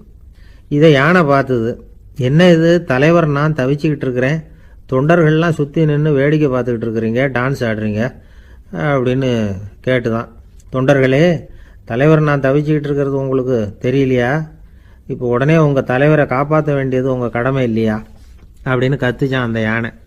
குள்ள நரிகளில் ஒன்று முன்னாடி நின்று அந்த யானையை பார்த்து தான், தலைவரே எங்களுக்கு ரொம்ப நாளாக ஒரு ஆசை, அந்த ஆசையை நிறைவேற்றிக்கிறதுக்காகத்தான் உங்களை எங்கள் தலைவராக ஏற்றுக்கிறோம்னு சொன்னோம் அப்படின்னு தான். என்ன ஆசைன்னு கேட்டிருக்கு யானை. யானை கறி சாப்பிட்டு பார்க்கணுங்கிறது எங்களுக்கு ரொம்ப நாளாக ஆசை, அது இன்றைக்கி தான் நிறைவேற போகுது அப்படின்னு தான் அந்த நரி. இதை கேட்ட உடனே அந்த யானை அப்படியே மூர்ச்சி ஆகிட்டு தான். நரிகள்லாம் அது மேலே ஏறி குதற ஆரம்பிச்சுட்டு தான். பதவி மேலே இருந்த பேராசை அந்த பலசாலியான யானையையே மாட்டி விட்டுட்டுது பார்த்தீங்களா அப்படின்னு சொல்லி முடித்தோம் இந்த கதையை அந்த சின்ன பிள்ளைங்கக்கிட்ட. சரிங்க, இப்போ நாங்கள் உங்களை தேடி வந்த விஷயம் என்னங்கிறத சொல்லவா அப்படின்னா ஒரு வாண்டு பையன். சீக்கிரம் சொல்லு தம்பி, சஸ்பென்ஸ் தாங்கலை அப்படின்னோம். அவன் மெதுவாக எங்களை பார்த்து சொல்கிறான், எங்களுக்கு கொஞ்ச நாள் நீங்கள் தலைவராக இருந்தால் தேவலை அப்படின்னா. என் கூட வேலை பார்க்குறப்போ ஒரு அம்மா இருந்தாங்க. அவங்க எப்போதும் அவங்க வீட்டுக்காரர் படத்தையே வச்சுருப்பாங்க, கையில் பத்திரமா வச்சுருப்பாங்க. அவ்வளவு மரியாதை மதிப்புன்னு சொல்லி நாங்கள்லாம் அவங்கள பெருசாக நினைப்போம். இது எதுக்குமா அவங்க வீட்டுக்காரர் படத்தை பத்திரமா இல்லை கையிலே வச்சுருக்கீங்களே, ஆஃபீஸுக்கெல்லாம் எடுத்துகிட்டு வச்சு அடிக்கடி எடுத்து பார்த்துக்குவாங்க. அவ்வளவு பிரியமாக அவங்க வீட்டுக்காரர் இல்லை. ஆமாம், எனக்கு ஏதாவது பிரச்சனை வந்துட்டுதுன்னா உடனே எங்கள் வீட்டுக்காரர் படத்தை எடுத்து பார்ப்பேன். பரவாயில்லையே இப்படி ஒரு இதாக. ஆமாம், இதை பார்த்துட்டு நினச்சிக்குவேன், இதை விட பிரச்சனை வேறு என்ன இருந்துட போகுது உலகத்தில் அப்படின்னு நினச்சிக்குவேன். உடனே எனக்கு எல்லாம் போயிடும் அப்படின்ட்டு தான். அப்படி ஒரு அம்மா இருந்தாங்க, இப்போ இருக்காங்க, வேலை பார்த்துக்கிட்டு இருக்காங்க. அப்படிலாம் நீங்கள் இருக்கிற தாய்மார்கள், பெண்கள் யாராவது அப்படி கூட பண்ணலாம். எப்போதுமே உங்கள் வீட்டுக்காரர் படத்தை கையில் வச்சுக்கோங்க. அது ஒரு யோசனை, குடும்பம் குதூகலமாக இருக்கிறதுக்கு அது ஒரு யோசனை. அதே மாதிரி இவங்களும் அவங்க படத்தை வச்சுக்கலாம், வச்சுக்கிட்டு பிரச்சனை வரும்போது பார்த்துக்கணும். இதை விட நமக்கு என்ன வந்துட போகுது பெருசா அப்படி தான் இருக்கணும். குடும்பம் வந்து நல்லபடியாக இருக்கணும்னா அதுக்கு இப்போ சொல்லுவாங்க, கடவுளே வந்து ஒரு வீட்டு கணவன் வீட்டு தலைவர் கனவுல வந்தாராம். கடவுள் வந்து இது மாதிரி உன்னை விட்டுட்டு உங்கள் குடும்பத்தை உன்னையெல்லாம் விட்டுட்டு போக போகிறேன்னா, அதனால் ஏதாவது வர வேணும்னா கேட்டு போய் வாங்கிக்கோ அப்படின்னு கடவுள் சொன்னாராம் இந்த குடும்ப தலைவர்கிட்ட. அவருக்கு என்ன கேட்குறதுன்னு புரியல. கடவுள் வந்து விட்டுட்டு போகிறேங்கிறார், ஏதாவது வரம் கேட்டுக்கோ அப்படின்னு நம்ம என்ன பண்ணுறது, என்ன கேட்குறதுன்னு ஒன்றும் புரியல. குழம்பிக்கிட்டு இருந்தான் அந்த ஆள் கனவுல. இப்போ கடவுள் சொன்னாராம், சரி நீ ரொம்ப குழப்பமாக இருக்க, நாளைக்கு மறுபடியும் உன் கனவுல வரேன், அதுக்குள்ளே நீ முடிவு பண்ணி வை, உனக்கு என்ன வரம் வேணுமோ கேட்டு வாங்கிக்கோ, உனக்கு வரம் கொடுத்துட்டு நான் போயிடுறேன், உன்னை விட்டுட்டு போகிறதா நான் முடிவு பண்ணிட்டேன் அப்படின்ட்டுருக்காரு கடவுள். சரி ஒரு நாள் அவகாசம் கொடுங்க, நாளைக்கு நான் அதுக்குள்ளே முடிவு பண்ணி வைக்கிறேன்ட்டு அவர் வந்தார். மறுநாள் முழிச்சுக்கிட்டார். முழிச்சுக்கிட்டு மனைவி மகன் மக்கள் எல்லாரையும் கூப்பிட்டார், குடும்பத்தில் எல்லாரையும். அப்படி வாங்க, இது மாதிரி நேற்று கனவுல வந்தார் கடவுள், நம்மளை விட்டுட்டு போக போகிறாராம், என்ன வரம் வேணும்னு கேட்டு வாங்கிங்கோ அப்படின்னு போய் சொல்லிட்டார். என்ன கேட்குறதுன்னா அப்படின்னு அந்த கணவன் கேட்குறான். இந்த மனைவி சொல்கிறாங்க, என் உடம்பு பூரா நகையாக இருக்கணும் அப்படின்னு கேள் அப்படின்ட்டுருக்கு. அதுக்குள்ளே அந்த ஒரு பொண்ணு ஓடி வந்து, அப்படிலாம் கேட்காதப்பா கடவுள்கிட்ட, இப்போ இருக்கிற சொத்து எவ்வளோ இருக்கோ அதுபோல் இன்னொரு பங்கு வேணும்னு கேள் அப்படின்னு. அந்த பையன் வந்து அவன் வேறு சொன்னான், அவன் அது நமக்கு வந்து இது போல் ஒரு 10 பங்காவது வேணும், 2 பங்களா கார் வேணும் அப்படின்னு அவன் ஒரு லிஸ்ட்டை கொடுத்தான். இவர் என்ன கேட்குறதுன்னு முடிவு பண்ணுறதுக்குள்ள அங்கே வேலை செய்கிற அம்மா, ஒரு வயசான அம்மா வந்திருக்கு, வேலை செய்கிற அம்மா. அது வந்து சொல்லிச்சான் இவர்கிட்ட, தப்பாரு கடவுள்கிட்ட அப்படிலாம் கேட்காதப்பா, நாளைக்கு வரும்பொழுது என்ன வர வேணும்னா எங்கள் குடும்பத்தில் எல்லாரும் அன்பாக இருக்கணும் பாசமாக இருக்கணும்னு கேட்டு வாங்கிக்கோ வரத்தை, அன்பு பாசம் குடும்பத்தில் எப்போதும் நிலவணும்னு கேட்டு வாங்கிக்கோ, வேற எல்லாம் நம்ம பார்த்துக்கலான்னு அந்த பெரியம்மா சொல்லிச்சான். மறுநாள் அதே மாதிரி படுத்து தூங்கினார். கடவுள் கனவுல வந்தார். வந்து கேட்கும்பொழுது இவர் சொன்னாராம், ஐயா எனக்கு வந்து எங்கள் குடும்பத்தில் நாங்கள் கணவன் மனைவி புள்ள குட்டி எல்லாம் பாசமாக இருக்கணும் அன்பாக இருக்கணும், இதுதான் எங்களுக்கு வர வேணும் அப்படின்னு கேட்டாராம். இவர் கேட்டதும் கடவுள் வந்து தலையை சொரிய ஆரம்பிச்சிட்டாராம். ஏன் என்ன யோசிக்கிறீங்கன்னு கேட்டிருக்காரு. நீங்கள் அன்பாக பிரியமாக இருந்தீங்கன்னா அப்புறம் ஏன் நான் உங்களை விட்டுட்டு போக போகிறேன், நான் ஏற்கனவே இல்லைங்கிறதுனால தான் உங்களை விட்டு போகலாம்னு முடிவு பண்ணியிருந்தேன். இப்போ நீங்கள் ஏற்கனவே பாசமாக இருந்தீங்கன்னா நான் இனிமேல் போக மாட்டேன், அதனால் ஏன் முடிவை மாற்றிக்க வேண்டியதுதான், உங்கள் கூட தான் இருக்க போகிறேன்னாராம். இப்படி ஒரு கதை சொல்லுவாங்க. அதனால் ஒரு குடும்பத்தில் அந்தந்த உறவு முறைகள் சரியாக இருக்கிற வரைக்கும் எல்லாம் நல்லாயிருக்கும். அங்கே தான் இறைவன் வாழும் இல்லம்ங்கிறாங்களே, அதுதான் அது. அதில் அந்த குடும்ப தலைவருங்கிறவர் கணவன் அப்படிங்கிறதுனால அவருக்கு தான் பொறுப்பு. அவருக்கு நிறைய சகிப்புத்தன்மை வேணும், கோபம் வரக்கூடாது, யார் என்ன சொன்னாலும் போகணும். சில கணவன்மார்கள் வந்து எது சொன்னாலும் மனைவி வந்து தட்டுறதில்லை, அங்கே போனால் போவாங்க, எதுக்கு போக சொல்கிறேன்னு கேட்குறதில்ல, போகிறது, இங்கே வான்னா வர்றது. திருவள்ளூர் மனைவி இருந்தாருன்னு சொல்கிறாங்கல்ல, அது மாதிரி. அது எப்படின்னா ஒருத்தர் சொன்னார், அது அப்படி இல்லை, அதுக்கு ஒரு கதை சொன்னார். ஹிட்லர் வந்து வந்தாராம் ஒரு தடவை, ஒரு பெரிய கப்பல் மேலே, கப்பலுடைய மேல் தளத்தில் ஹிட்லர் வந்துக்கிட்டு இருக்கார். ஒரு இங்கிலீஷ் கேப்டன் எதிரில் நிற்கிறான். அவனுக்கு பெரிய ஆச்சரியம், இந்த ஆள் எப்படி இப்படி ஒரு தனி மனிதனாக இருந்துக்கிட்டு உலகத்தையே இப்படி இந்த பாடுபடுத்துகிறார் அப்படின்னு சொல்லி, உன்னுடைய வெற்றிக்கு என்ன காரணம்னு கேட்டாராம் அந்த இங்கிலீஷ் கேப்டன். இப்போ ஹிட்லர் சொன்னாராம், என்னுடைய வெற்றிக்கு காரணம் என்கிட்ட வேலை செய்கிற ஊழியர்கள், நான் கிழிச்ச கோட்டை தாண்ட மாட்டாங்க, நான் என்ன சொல்கிறேனோ அதை உடனே செய்வாங்க, ஏன் எதுக்குன்னு எதிர்த்து பேச மாட்டாங்க, அதுதான் என்னுடைய வெற்றிக்கு காரணம் அப்படின்னு சொல்லி அதை நிரூபித்து காட்டுறேன் பார் அப்படின்னு சொல்லி கையை தட்டினாராம் ஹிட்லர். உடனே ஒரு சிப்பாய் எங்கேருந்து வந்து லெஃப்ட் ரைட்னு போட்டு வந்து சல்யூட் பண்ணி நின்னான். உடனே ஹிட்லர் சொன்னார், நீ அப்படியே இந்த கப்பல் மேல் தளத்துலேருந்து அப்படி கடலில் விழுந்து செத்து போடா அப்படின்னு பொத்துன்னு குதிச்சுட்டான். எதுக்கு சொல்கிறேன் என்ன இதில், உடனே குதிச்சு செத்து போட்டான். இவருக்கு பெரிய ஆச்சரியம் கேப்டனுக்கு. ஹிட்லர் சொன்னார், இதுதான் என்னுடைய வெற்றிக்கு காரணம், தப்பார் இன்னொருத்தனை கூப்பிட்றேன் அப்படின்னு தட்டினா இந்த பக்கத்துலேருந்து ஒருத்தன் வந்தான், லெஃப்ட் ரைட்னு வந்து நின்னா, நீ இப்படி குதிச்சு செத்து போடா அப்படின்னு பொத்துன்னு குதிச்சுட்டான். எதுக்கு போக சொல்கிறீங்கன்னு ஒன்றுமே கேட்கல, குதினா உடனே குதிச்சுட்டான். அப்போ ஹிட்லர் சொன்னார், இதே மாதிரி என்னுடைய ஒவ்வொரு ஊழியர்களும் இருக்கிறாங்க, நானும் ஊழியர்களை இழக்கிறதுக்கு தயாராக இல்லை, தப்பார் தயாராக இருப்பேன் எப்போதும், தப்பார் இன்னொருத்தரன் தட்டுறேன்னு இன்னொருத்தர் வந்தார். எதிர்த்தாப்புலேருந்து ஒருத்தன் லெஃப்ட் ரைட் சல்யூட் அடித்தான். நீயும் குதிச்சு செத்து போடான்ருக்கார் ஹிட்லர். இவனால் பொறுக்க முடியல, இந்த இங்கிலீஷ் கேப்டன் அனாவசியமாக ஒவ்வொருத்தனாக குதிச்சுட்றானேன்னு சொல்லி ஓடி போய் அவனை குதிச்சிட்டான். குதிக்கிறதுக்கு முன்னாடி பிடிச்சி தனியாக எழுத்துட்டு போட்டான். தனியாக எழுத்துட்டு போய் அந்த சிப்பாய்கிட்ட கேட்டாரான் அந்த இங்கிலீஷ் கேப்டன், ஏன்ப்பா அந்த ஆள் குதிக்க சொல்கிறான்னா நீ ஏன் எதுக்குன்னு கேட்கறது இல்லையா, உடனே குதித்து செத்து போகிறீங்களே, இதெல்லாம் என்ன அநியாயம் அப்படின்ட்டுருக்கான் அந்த இங்கிலீஷ் கேப்டன் கையை பிடிச்சிக்கிட்டு. உடனே அந்த சிப்பாய்க்கு கோவம் வந்துட்டு தான், உடையா கையை, இவன்ட்ட வேலை பார்க்குறத விட உழுந்து செத்து போகலான்னு நான் குதிக்கிறான், என்ன அனாவசியமாக எதுக்கையா இருக்க சொல்கிறேன் அப்படின்னு சொல்லி குதிச்சுட்டானா. அதனால் இந்த உடனே சொல்கிறத செய்கிறாங்க பாருங்கள், அவங்கள நம்பக்கூடாது. கணவன்மார்களுக்கு ஒரு எச்சரிக்கை. சொல்கிறத உடனே செஞ்சுருவாங்க மனைவி. நீ அங்கே போனால் போங்க, வரணும் அது ஹிட்லர் மாதிரி நினைக்கிறாங்கன்னு அர்த்தம். இதுகிட்ட பேசிக்கிட்டு இருக்கிறத விட சொல்கிறத செஞ்சுட்டு போடுவோமே. அப்படி சமாளிக்கிற கணவன்மார்கள் உண்டு. குடும்பத்தில் அப்படிலாம் இருந்து சமாளிக்கிறாங்க. சில பேர் ஆளை பார்த்தா 60 வயசு மாதிரி தோணும். உண்மையான வயசு என்னன்னு பார்த்தா 40 அல்லது 45ம்பாங்க. சில பேரை பார்க்கறதுக்கு 45 மாதிரி தெரியும், உண்மையிலேயே 65 தாண்டி இருப்பாங்க. ஒரு மனிதனுக்கு 2 வகையான வயது உண்டுங்கிறார் ஓஷோ. அதாவது உடம்புக்குன்னு ஒரு வயசு, மனசுக்குன்னு ஒரு வயசு. முதல் உலக மகாயுத்தம் நடந்தது இல்லையா, அது முடிஞ்சதுக்கு அப்புறம் முதல் தடவையாக மனிதனின் மூளை வளர்ச்சியை பற்றி மனநல வைத்தியர்கள் ஒரு கணக்கெடுப்பு சோதனை நடத்தினாங்களாம். அது வரைக்கும் மனிதனுக்கு 2 வகையான வயது உண்டுன்னு யாரும் சிந்திச்சதே இல்லையா. அந்த உலக மகாயுத்தம் முடிஞ்சதுக்கு அப்புறம் மனிதனுடைய சராசரி மனதின் வயதை கணக்கிட்டு பார்க்கும் பொழுது அவங்களுக்கெல்லாம் ரொம்ப அதிர்ச்சியாக இருந்துதான். ஏன்னா அது ரொம்ப பின்தங்கிய நிலையில் இருந்திருக்கு, வளர்ச்சி அடையாத நிலையில் இருந்திருக்கு. அவங்க கண்டுபிடிச்ச பிரகாரம் அப்போ மனசோட சராசரி வயசு என்ன தெரியுமா, 14. அப்படின்னா பார்த்துங்க, உடல் ரீதியாக ஒருத்தரோட வயசு 70 கூட இருக்கலாம், ஆனால் மனசோட வயசு 14 தான். இதுக்கு நேர்மாறாக அமைஞ்சு போச்சுன்னு வச்சுங்க. அதாவது ஒருத்தருக்கு உண்மையிலேயே 14 வயசு, அதாவது உடலோட வயசு 14, அவரோட மனசின் வயசு 70ன்னு வச்சுக்கோங்க. இப்படி அமைஞ்சுட்டுதுன்னா அவர் சீக்கிரம் ஞானத்தன்மை அடைஞ்சிருவார் அப்படின்னு அர்த்தம்.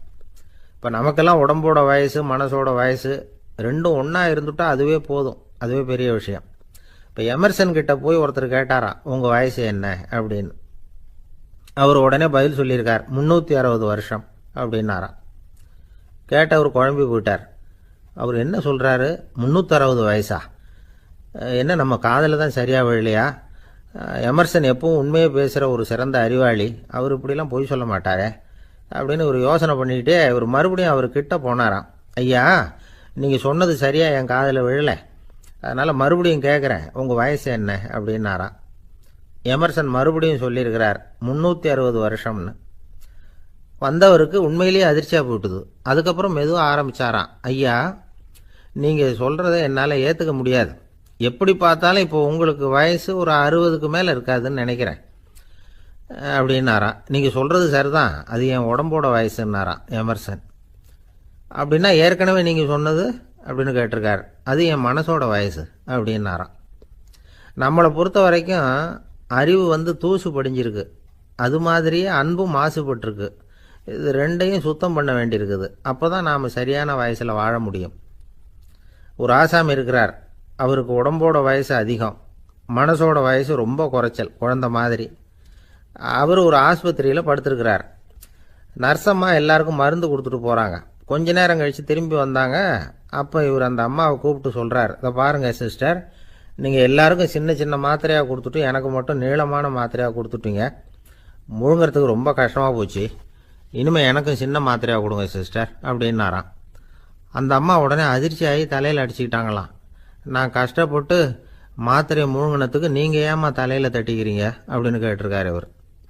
இதுக்கு அவங்க சொல்லியிருக்கிறாங்க, நான் உங்களுக்கு கொடுத்துட்டு போனது மாத்திரை இல்லைங்க, அது தெர்மாமீட்டர் அப்படின்னாங்களாம். ரொம்ப பேருக்கு கூட்டத்தில் பேசுறதுன்னா பயம், நமக்கு ஒன்றும் தெரியாதுன்னு மற்றவங்க நினச்சிடக்கூடாதுங்கிற எண்ணம் தான் இதுக்கு காரணம். ரொம்ப முக்கியமான ஒரு கூட்டம்னா பயம் அதிகமாக இருக்கும். முக்கியமானவங்கள்லாம் வருவாங்களே, அவங்கெல்லாம் நம்மளை பற்றி மட்டமாக நினச்சிருவாங்களே அப்படிங்கிற பயம் வந்துடும். ஆனால் மேடை பேச்சுங்கிறது அவ்வளவு கடினமான ஒரு காரியம் இல்லைங்கிறாங்க அது சம்பந்தமான நிபுணர்கள். யாரும் பேச்சாளர் ஆகலாம், இது ஒன்றும் பெரிய கிஃப்ட் கிடையாது அப்படின்னு அவங்க சொல்கிறாங்க. நீங்கள் ஒரு சிறந்த பேச்சாளர் ஆகணுமா அப்படின்னா அதுக்குன்னு சில ஆலோசனைகளை சொல்லி வச்சிருக்கிறாங்க அனுபவசாலிகள். முதல் ஆலோசனை என்னென்னா, உங்கள் பேச்சு எளிமையாக இருக்கணும். ஏதாவது ஒரு கருத்து அல்லது 2 கருத்து சொன்னால் போதும், 20 அல்லது 30 கருத்துக்களை சொல்லிகிட்டே போகக்கூடாது. ரெண்டாவது ஆலோசனை, நீங்கள் என்ன பேச போகிறீங்கிறது முதல்ல உங்களுக்கு நல்லா புரியணும், அதுக்கப்புறம் தான் அதை அடுத்தவங்களுக்கு புரிய வைக்க முடியும். எப்படி ஆரம்பிக்க போகிறோம், எந்த கருத்தை முக்கியமாக வலியுறுத்த போகிறோம், எப்படி முடிக்க போகிறோம் அப்படிங்கிறத முதல்ல நல்லா சிந்திச்சு மனசில் வச்சுக்கணும். கடைசியாக என்ன சொல்கிறீங்களோ அதுதான் கேட்குறவங்க மனசில் நிற்கும். மூணாவது ஆலோசனை என்னென்னா, உங்கள் பேச்சு சுருக்கமாக இருக்கணும். ஒரு 15 நிமிஷம் பேசுறது ரொம்ப பொருத்தம். மணிக்கணக்கில் பேசிக்கிட்டு இருக்கிறது நல்லதில்லை. 4வது ஆலோசனை, நீங்கள் பேசுறது உண்மையாக இருக்கணும். உங்களுக்கு உண்மையான அனுபவங்கள் இருக்கும், அதை சொல்லலாம். உங்களுடைய உண்மையான அனுபவங்களை மற்றவங்களோட பகிர்ந்துக்கணும், அதுதான் முக்கியம். 5வது ஆலோசனை, ஆரம்பத்தில் கொஞ்ச நேரம் உங்களை பற்றியும் எதிரில் உள்ளவங்களை பற்றியும் சம்பந்தப்படுத்தி ஏதாவது பேசி ஒரு நெருக்கத்தை ஏற்படுத்திக்கணும்.